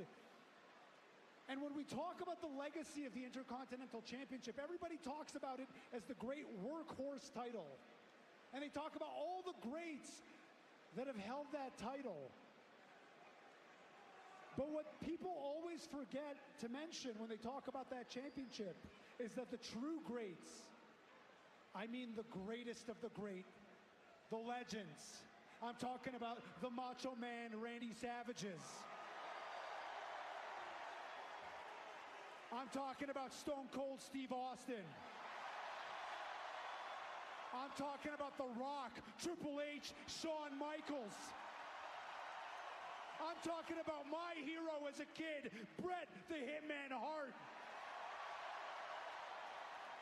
All of those guys, all of them, every single one of those Hall of Famers, they won the Intercontinental Championship first, and then they used that as a stepping stone to the next level, the World Heavyweight Championship. Every single one of those guys, that's what they did. And Gunther, that's exactly what you did.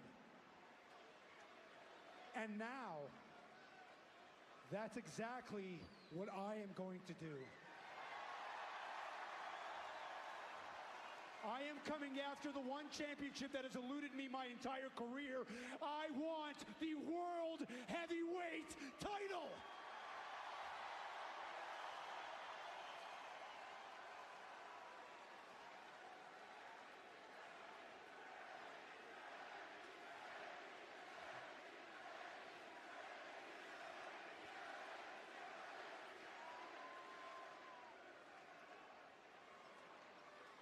Well, Sammy, you're right. All those guys you named, including me, we used the Intercontinental Championship as a stepping stone. And after our title reigns, we stepped up. Let's be honest, whenever you held the Intercontinental Championship, you cannot step down.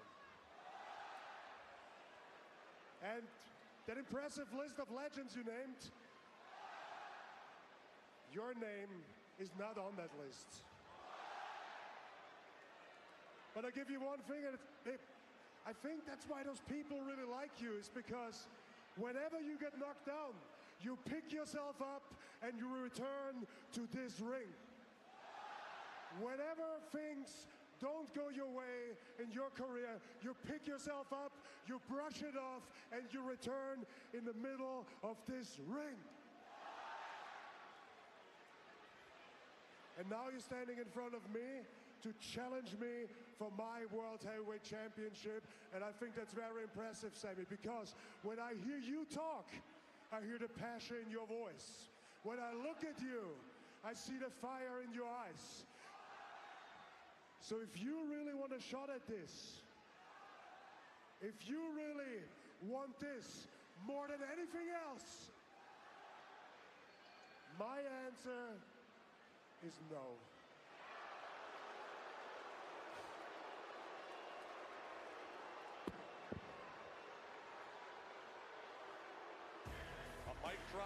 A mic drop from Gunther, and walks away from Sami Zayn, saying no. The ring general, Gunther, almost like you see Sami Zayn as a joke. But Sami Zayn's not done talking. I've watched you your entire career, and I've never seen you back down from a fight. So why are you backing down from this one? You want to know what I think? I think it's for as great as you've been, and for all the great guys that you've already beaten. You know full well that ever since you've been in WWE, I am the only guy who has beaten you in the middle of this ring. He's got a point.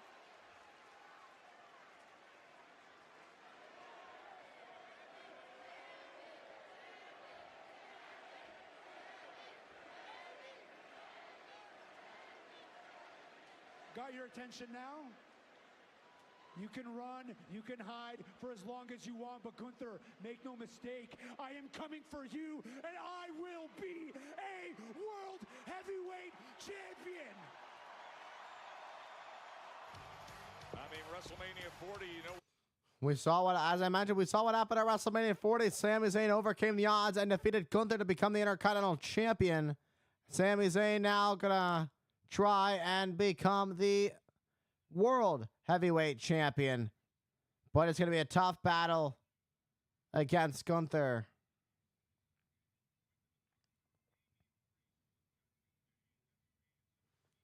With everything that's gone on between the Judgment Day and the Terror Twins, Damian Priest doesn't have a lot of friends, but Rhea Ripley made a little bit of a phone call in the form of the Yeet Master himself.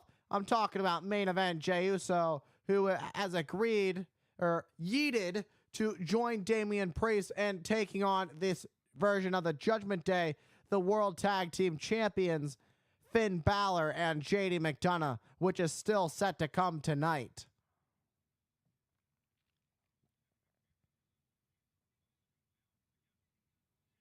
Once upon a time, these two fought against each other for the World Championship at Backlash. Jackie Redmond with Jey Uso.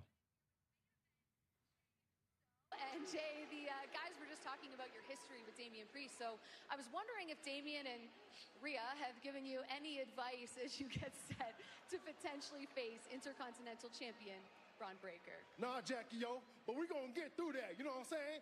Yeah, got my hockey shirt on because we in Colorado right now.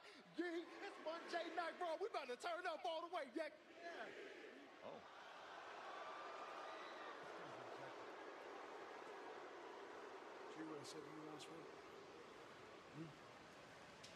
Never been a member of your family to beat up a member of mine, and you're not going to be the one to do it.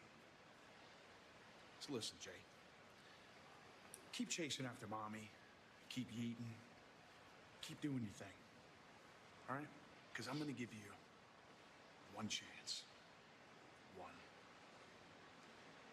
Walk away. Drop out of the tournament. And keep chasing after Dominic Mysterio's sloppy seconds. Because if you don't, you come after me, my Intercontinental Championship, you're gonna lose.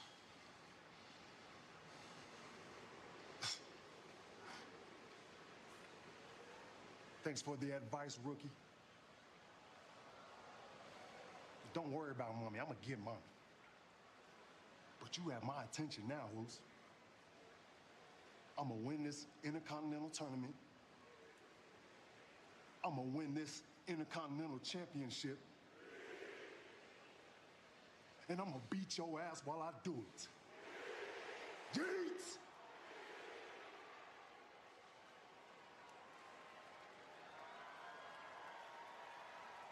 You can certainly feel the tension between those two during that confrontation.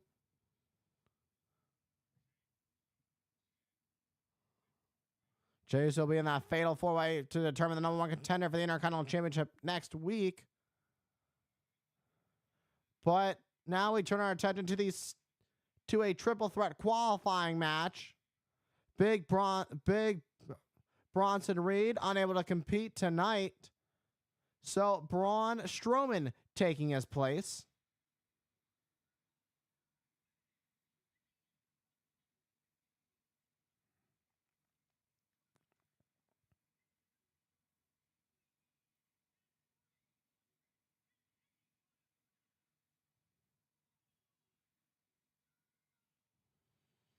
Braun Strowman's body's been through it. The fact that Braun Strowman is still walking is absolutely insane.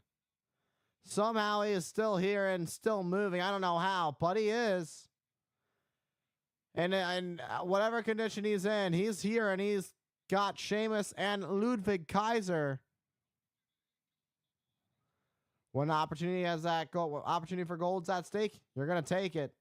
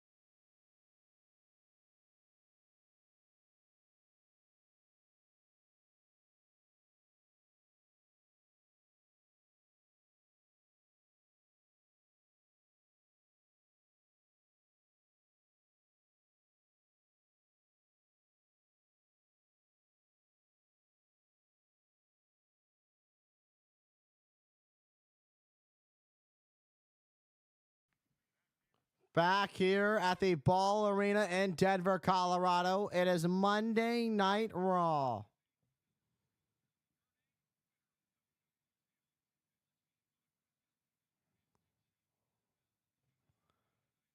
It's been a wild night on Monday Night Raw. And it's going to get a little bit more rowdy when Damian Priest and Jey Uso, an unlikely duo, take on the Judgment Day's Finn Balor and JD McDonough. But in the ring is an injured Braun Strowman. Somehow, some way, despite everything his body's been through, his body is taped up. This is what happened Saturday night for Sheamus.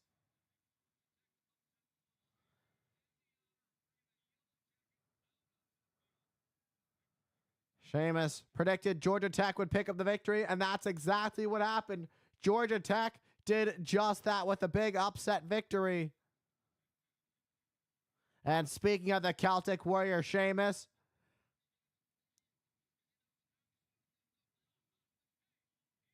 and Sheamus is here because it's fight night. It is going to be a triple threat, which means triple threat rules.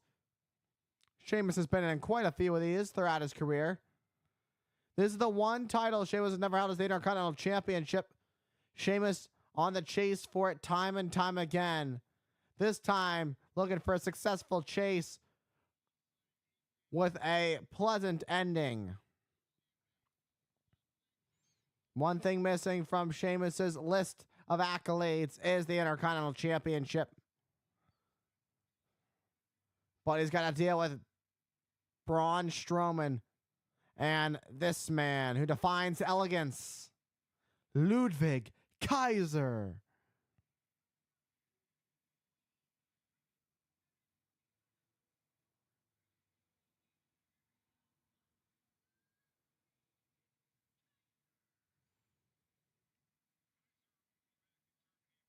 Kaiser back at his home of Germany. Although falling short to LA Knight, had the honor of introducing his friend Gunther before the big World Championship main event match against Randy Orton, which ultimately Gunther would go on to retain. As we saw earlier tonight, it seems Sami Zayn's got his eyes set on Gunther. But now let's turn our attention to this, because Ludwig Kaiser's got his own chase for gold. Oh, Ludwig Kaiser rolls to the outside to get out of harm's way. He does not want to be involved in this early development of the match. Oh, but Sheamus going right after Kaiser as these two trade blows. And Braun Strowman just watching on from the ring. He's hurt. He realizes, I'm just going to take my time here. I'm just going to let these two slug it out. Rolling senton. Uh-oh.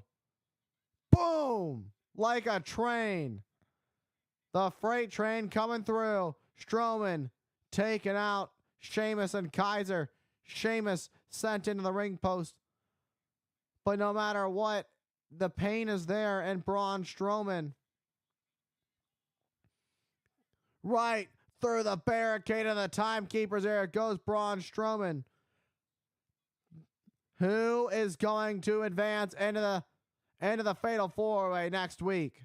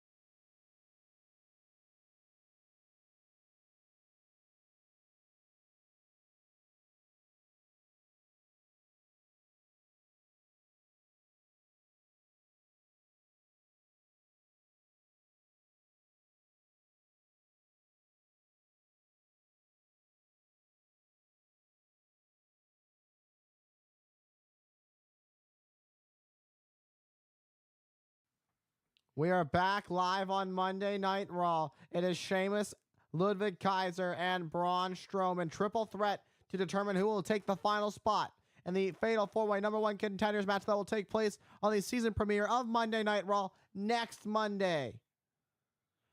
Before a commercial break, Braun Strowman went through the barricade into the timekeeper's area. Right now, Ludwig Kaiser bringing the fight to Sheamus.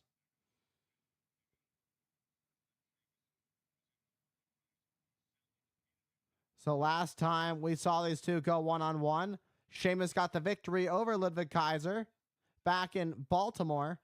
Oh my! Just launching a chair at Ludwig Kaiser like a cannon. That's like a 30-pound chair with a velocity that Strowman threw it.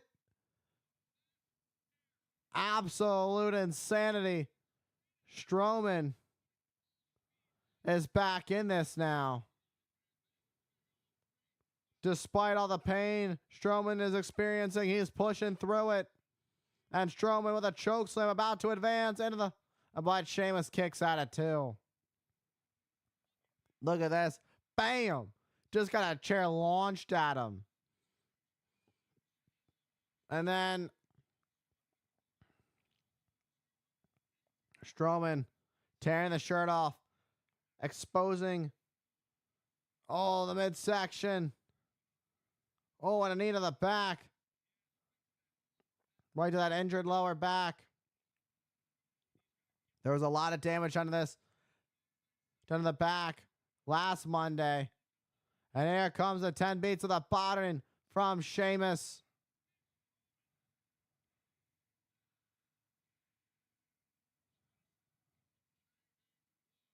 And boom, what a knee. Sends Strowman off the ring apron, but turn around, Sheamus. Kaiser with a Death Valley driver to Sheamus. Hooks the leg. Will it be enough? Sheamus able to just barely kick out at 2.5. And you can see the frustration in Ludwig Kaiser, but he's going to turn his attention right back to Sheamus and not waste any time there. Oh, Sheamus counters. And step up and Zagiri takes out Sheamus. And a kick. Looking off the bro kick. But what is this? The Bruiserweight Pete Dunne, who's already in the tournament. Oh, the shillelagh to the back of Sheamus. Pete Dunne takes out Sheamus. Kaiser's got a smile on his face, but I wouldn't smile for too long because here comes one big son of a bitch, Braun Strowman. Power slam. Braun Strowman advances in the tournament.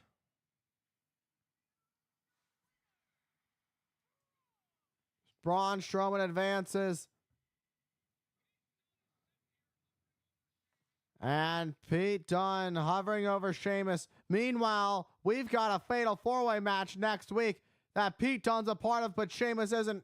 And it's all because of Pete Dunne. We got Jey Uso, Pete Dunne, Ilya Dragunov, and now Braun Strowman.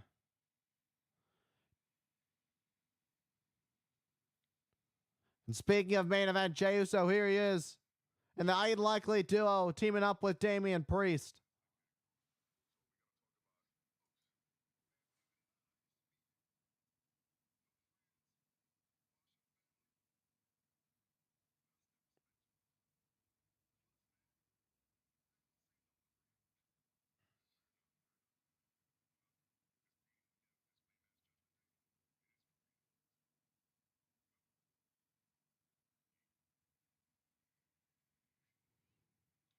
Our main event is coming up next on Monday Night Raw.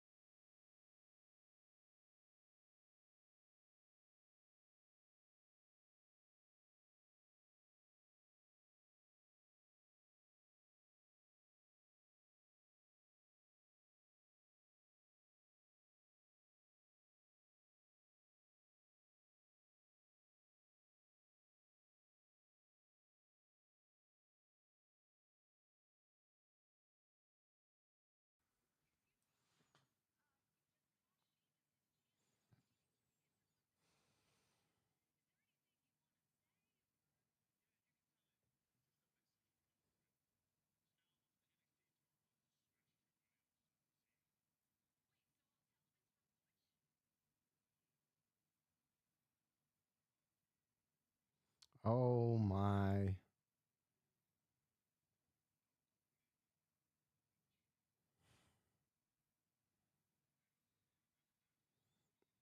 She got a little bit overzealous there with her words.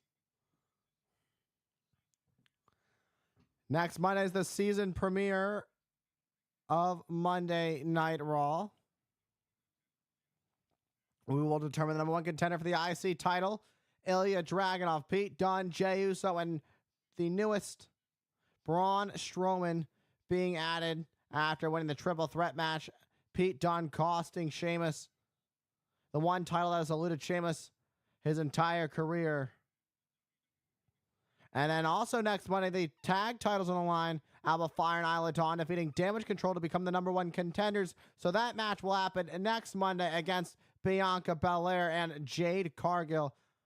Gonna be an epic season premiere of Monday Night Raw with a 8-man mixed tag team street fight between the Wyatt Six and American Made. Uncle Howdy accepting the challenge from Chad Gable earlier tonight.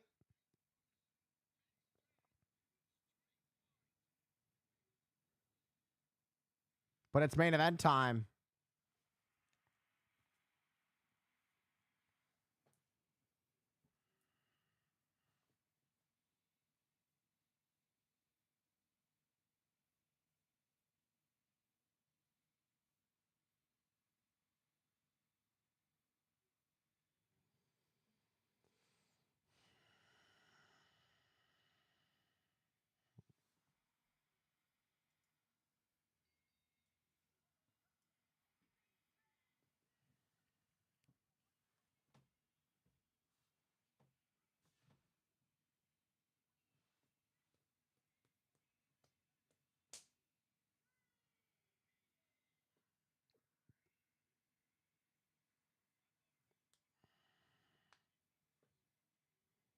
Damian Priest getting one heck of a reception from the crowd here in Denver. The respect the Terror Twins have for each other. The respect that, I guess you could say, the love. I don't know what you want to call it. That Jey Uso, the lust, the love, whatever you want to say that Jey Uso has for Rhea Ripley is how this unlikely duo is about to be formed between Damian Priest and main event Jey Uso. Main event Jey Uso said it himself. I've dealt with being the outsider where nobody likes me. That was pretty recent too, when Cody Rhodes had brought main event Jey Uso over to Monday Night Raw. At the time, the American Nightmare was a mainstay on the red brand. And the Yeets are already coming. And here he is. The Yeet Master himself.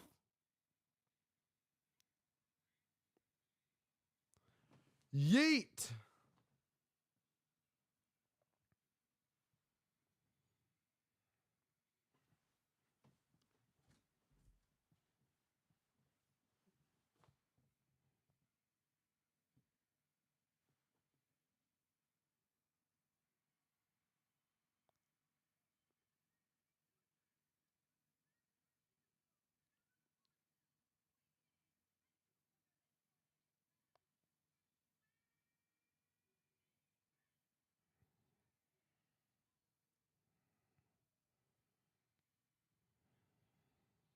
Once rivals for the World Heavyweight Championship back at Backlash in Lyon. Now they are tag team partners. This is a very serious business that needs to be covered here tonight. Damian Priest and Jey Uso are going to team up, take on Finn Balor. Finn Balor, the man that cost Damian Priest the world title back at SummerSlam. And it's Finn Balor and JD McDonough. And it's coming up next. It's main event.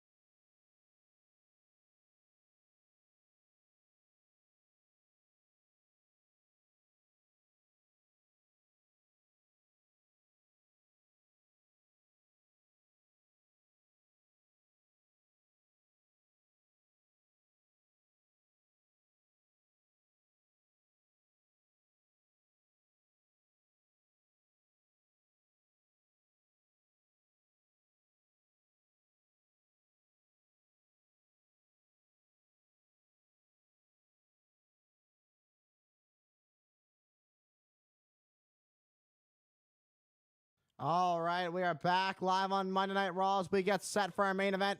Already in the ring is main event Jey Uso and Damian Priest.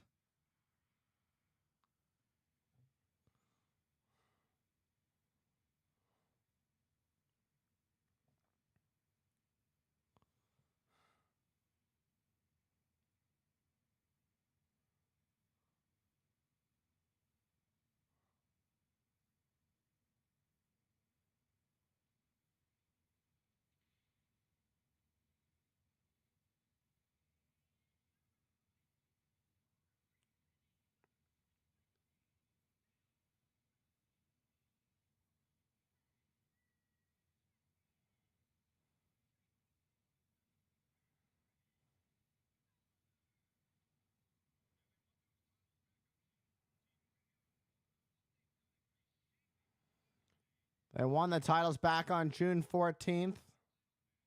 This is a non-title match. But with everything going on between the Judgment Day and Damian Priest, there's so much more than a simple title match. It's as personal as it gets. JD McDonough and Finn Balor, the tag team champions. This is personal. This is it was at SummerSlam that Finn Balor cost Damian Priest the world title. Oh, Finn Balor made Damian Priest believe they were going to start the match, but instead, JD McDonough. Finn Balor is not going to let Damian Priest get his hands on him that easy. Playing a little hard to get. Talk about a kick, just launched JD McDonough. And now just throws Finn Balor into the ring. Uh-oh, this isn't good for Balor. Balor gets out of the ring, though, as soon as he could. And here comes JD McDonough with these kicks to the side of the leg of Damian Priest. What an elbow.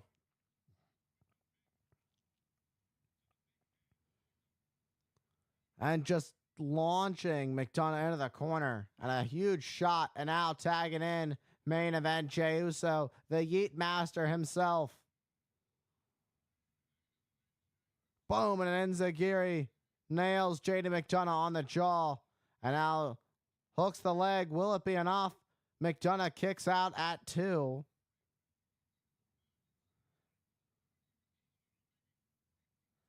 JD McDonough with a jawbreaker to Jey Uso. And now making the tag to Finn Balor. These two, great double teamwork there. Doing a little bit of showboating here, the Judgment Day. I mean, there's a reason that these two are the tag team champions.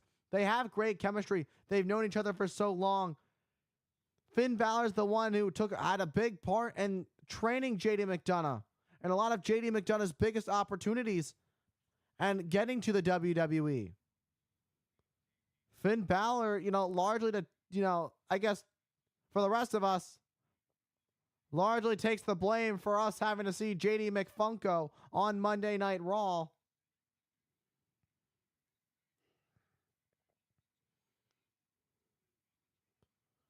And Balor with these heavy shots to main event Jey Uso.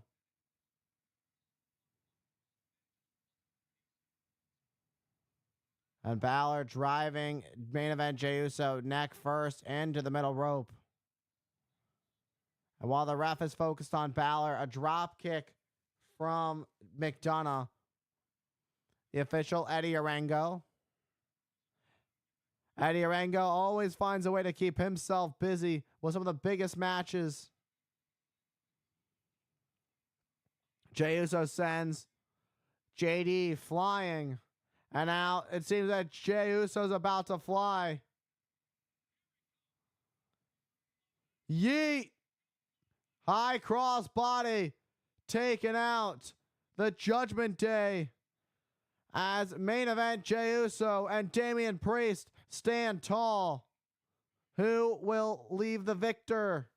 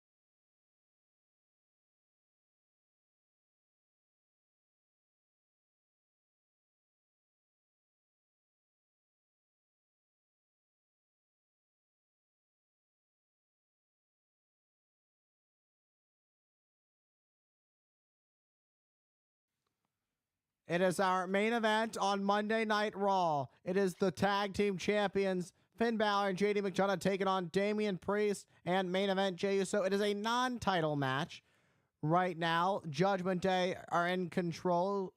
Jey Uso isolated in enemy territory right now, trying to fight back, get his way towards Damian Priest. Needs to make the tag desperately, but Finn Balor just driving Jey Uso right back into the corner. Now making the tag to JD McDonough. That's great teamwork right there. It's keeping the fresh man in the match. It's a brilliant strategy. Snapmare takes over main event Jey Uso. Finn Balor with a stomp to the chest of Jey. And now springboard moonsault. Jey Uso desperately needing to make a tag here. Look at this armbar. A Fujiwara armbar on Jey Uso, center of the ring. Jey Uso in a tough spot here. Imagine this, Jey Uso being forced to tap out just a week before his big Intercontinental Championship #1 contenders match on the season premiere of Monday Night Raw. That's the last thing Jey Uso needs. Jey Uso needs as much momentum as he can get. Also doing a big favor for mommy Rhea Ripley by teaming with Damian Priest to help take care of this Judgment Day problem. What a shot to McDonough. And these clubbing blows from Jey Uso. One last one, but instead a huge headbutt for that big head of McDonough. But Jey with an enziguri. Both men are down. We're at ground zero. Who's going to make the tag? It's a big turning point in this match. Jey Uso desperately needs to make the tag. Starting to turn a little bit there. And he does it. The tag's been made to Damian Priest. JD McDonough makes the tag to Balor. And just smashing the face of McDonough. What a knee to the midsection. Boom! What a shot to the face of Finn Balor. And a forearm. And boom! Corner splash to McDonough. Boom! Corner splash to Balor. Back and forth and back and forth. Damian Priest is clearing house. Balor, roll up, roll up, two. Taking advantage for a second. Sling Blade from Balor, one half of the tag team champions. Boom, what a step up kick there to Balor, stunning the Prince. 6'5". Boom. Digging deep. Using that anger, that frustration, that frustration that on which Balor cost Priest the championship. Wait. Was thinking south of heaven, but Balor rolled up Priest. Great counter from Balor. What a back elbow. Finn Balor, a former Universal Champion in his own right. The official never saw it. The attack from McDonough, the cheap shot. And JD McDonough now in the ring. These two men know all of Damian Priest's strengths and all of Damian Priest's weaknesses. That's a tough thing when you go against your former allies. Tag was made. Judgment Day didn't see it. Balor and McDonough don't know it yet, but they're about to find out with a high cross body. Bam! Yeet! Super kick and a super kick for McDonough. And a spear! And a spear to McDonough. And Jey Uso's fired up. Jey Uso getting McDonough into position. Heading up to the top. Oh, come on. Liv Morgan getting involved. Liv Morgan comes out of nowhere. Jey was going to go for the Uso splash to close this one out, but Liv Morgan got involved, and the official Eddie Arango never saw it.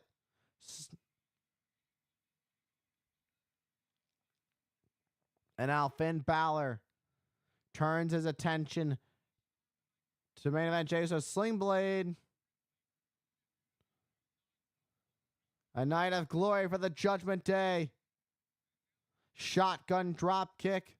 And now in the drop zone is main event Jey Uso. Here comes a coup de grace. Coup de grace. And the moonsault. JD. But Damian Priest able to save the match just barely. Just barely is Damian Priest saving the match. Here comes Rhea Ripley. I don't know how wise this is. Rhea Ripley is not in 100% condition. With a knee brace and a crutch, Liv Morgan's just laughing. And now Liv Morgan just mocking Rhea Ripley. She's still here regardless.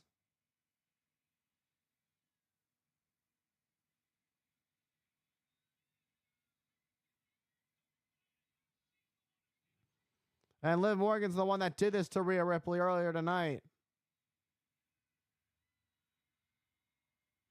Oh, what a shot. How does it feel, Liv? You might want to run.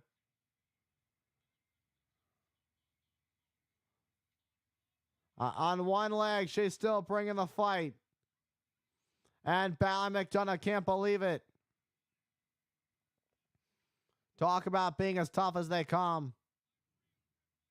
The tag's made to Damian Priest. Shot to the back of McDonough. And now things are going to get a little sharp there, looking for a razor's edge. Spear! And now here comes a razor's edge to McDonough. And a razor's edge as Rhea looks on. Main event, Jey Uso once in. Rhea Ripley is the one who was able to get this team put together. And an Uso splash. That's going to do it. And a victory. That's got to feel good for Rhea.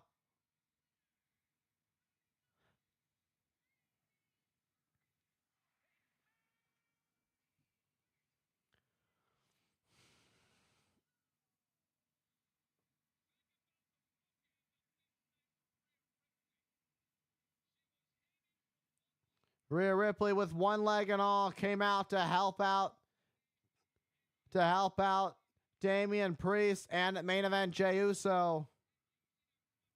Using the crutch as a weapon to send Liv Morgan running all the way through the arena to get as far away from Rhea as she possibly could. It was a razor's edge from Damian Priest to JD McDonough. And then an Uso splash to close this one out. For the 1, 2, 3.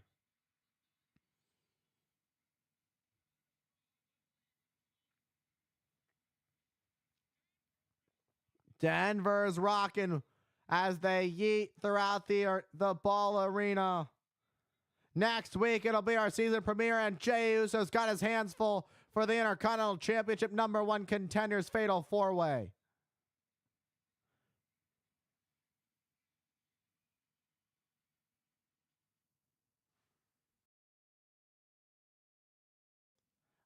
All right, everybody, that was Monday Night Raw. All right, despite how I'm feeling, despite the concussion and everything, we got through it. I feel okay. I have a little bit of a headache. But that comes without saying, considering I have a bright-ass light in my eyes. I mean, it's actually a little bit lighter than, it's a little bit darker than it could be, than it usually is. Actually, no, it's about the same, but it's not super bright is what I'm trying to say. That's my point. Sorry, I had a few slip-ups on the show. I'm just trying my best to... My brain's trying to constantly, keep going. It's not easy. Thoughts, I'm trying to do this, just go, go, go. I mean, this is kind of second nature for me, but it's also, it's just tough. I'll say that. It's taking a lot more strength. It takes a lot of strength for me to be doing this when I probably shouldn't be. I was told I should just relax and recover. I don't like doing that. I wanted to believe that I could really do that, but it's just not possible. I don't like stepping away from chasing my dreams. I don't like sitting around feeling like a loser. I'd rather chase my dreams and make something. You know what I mean? Anyways, I'm tired. I'm going to get up early and get tomorrow's video posted. It's already recorded. I'm going to get that uploaded for you guys. It's going to be Randy Orton and Gunther commentary from Bash in Berlin this past Saturday. I poured my heart into it. Truly, I was feeling awful yesterday. That concussion, it was bad yesterday. I was feeling terrible. I thought I was going to throw up. But I poured my heart into that match commentary. So please go listen to it and go watch the video when it drops on YouTube tomorrow at 6 p.m. Eastern. Thank you all for all the love and support. And I think I'm back to streaming. I'll see you guys Friday. New videos every day, 6 p.m. Eastern.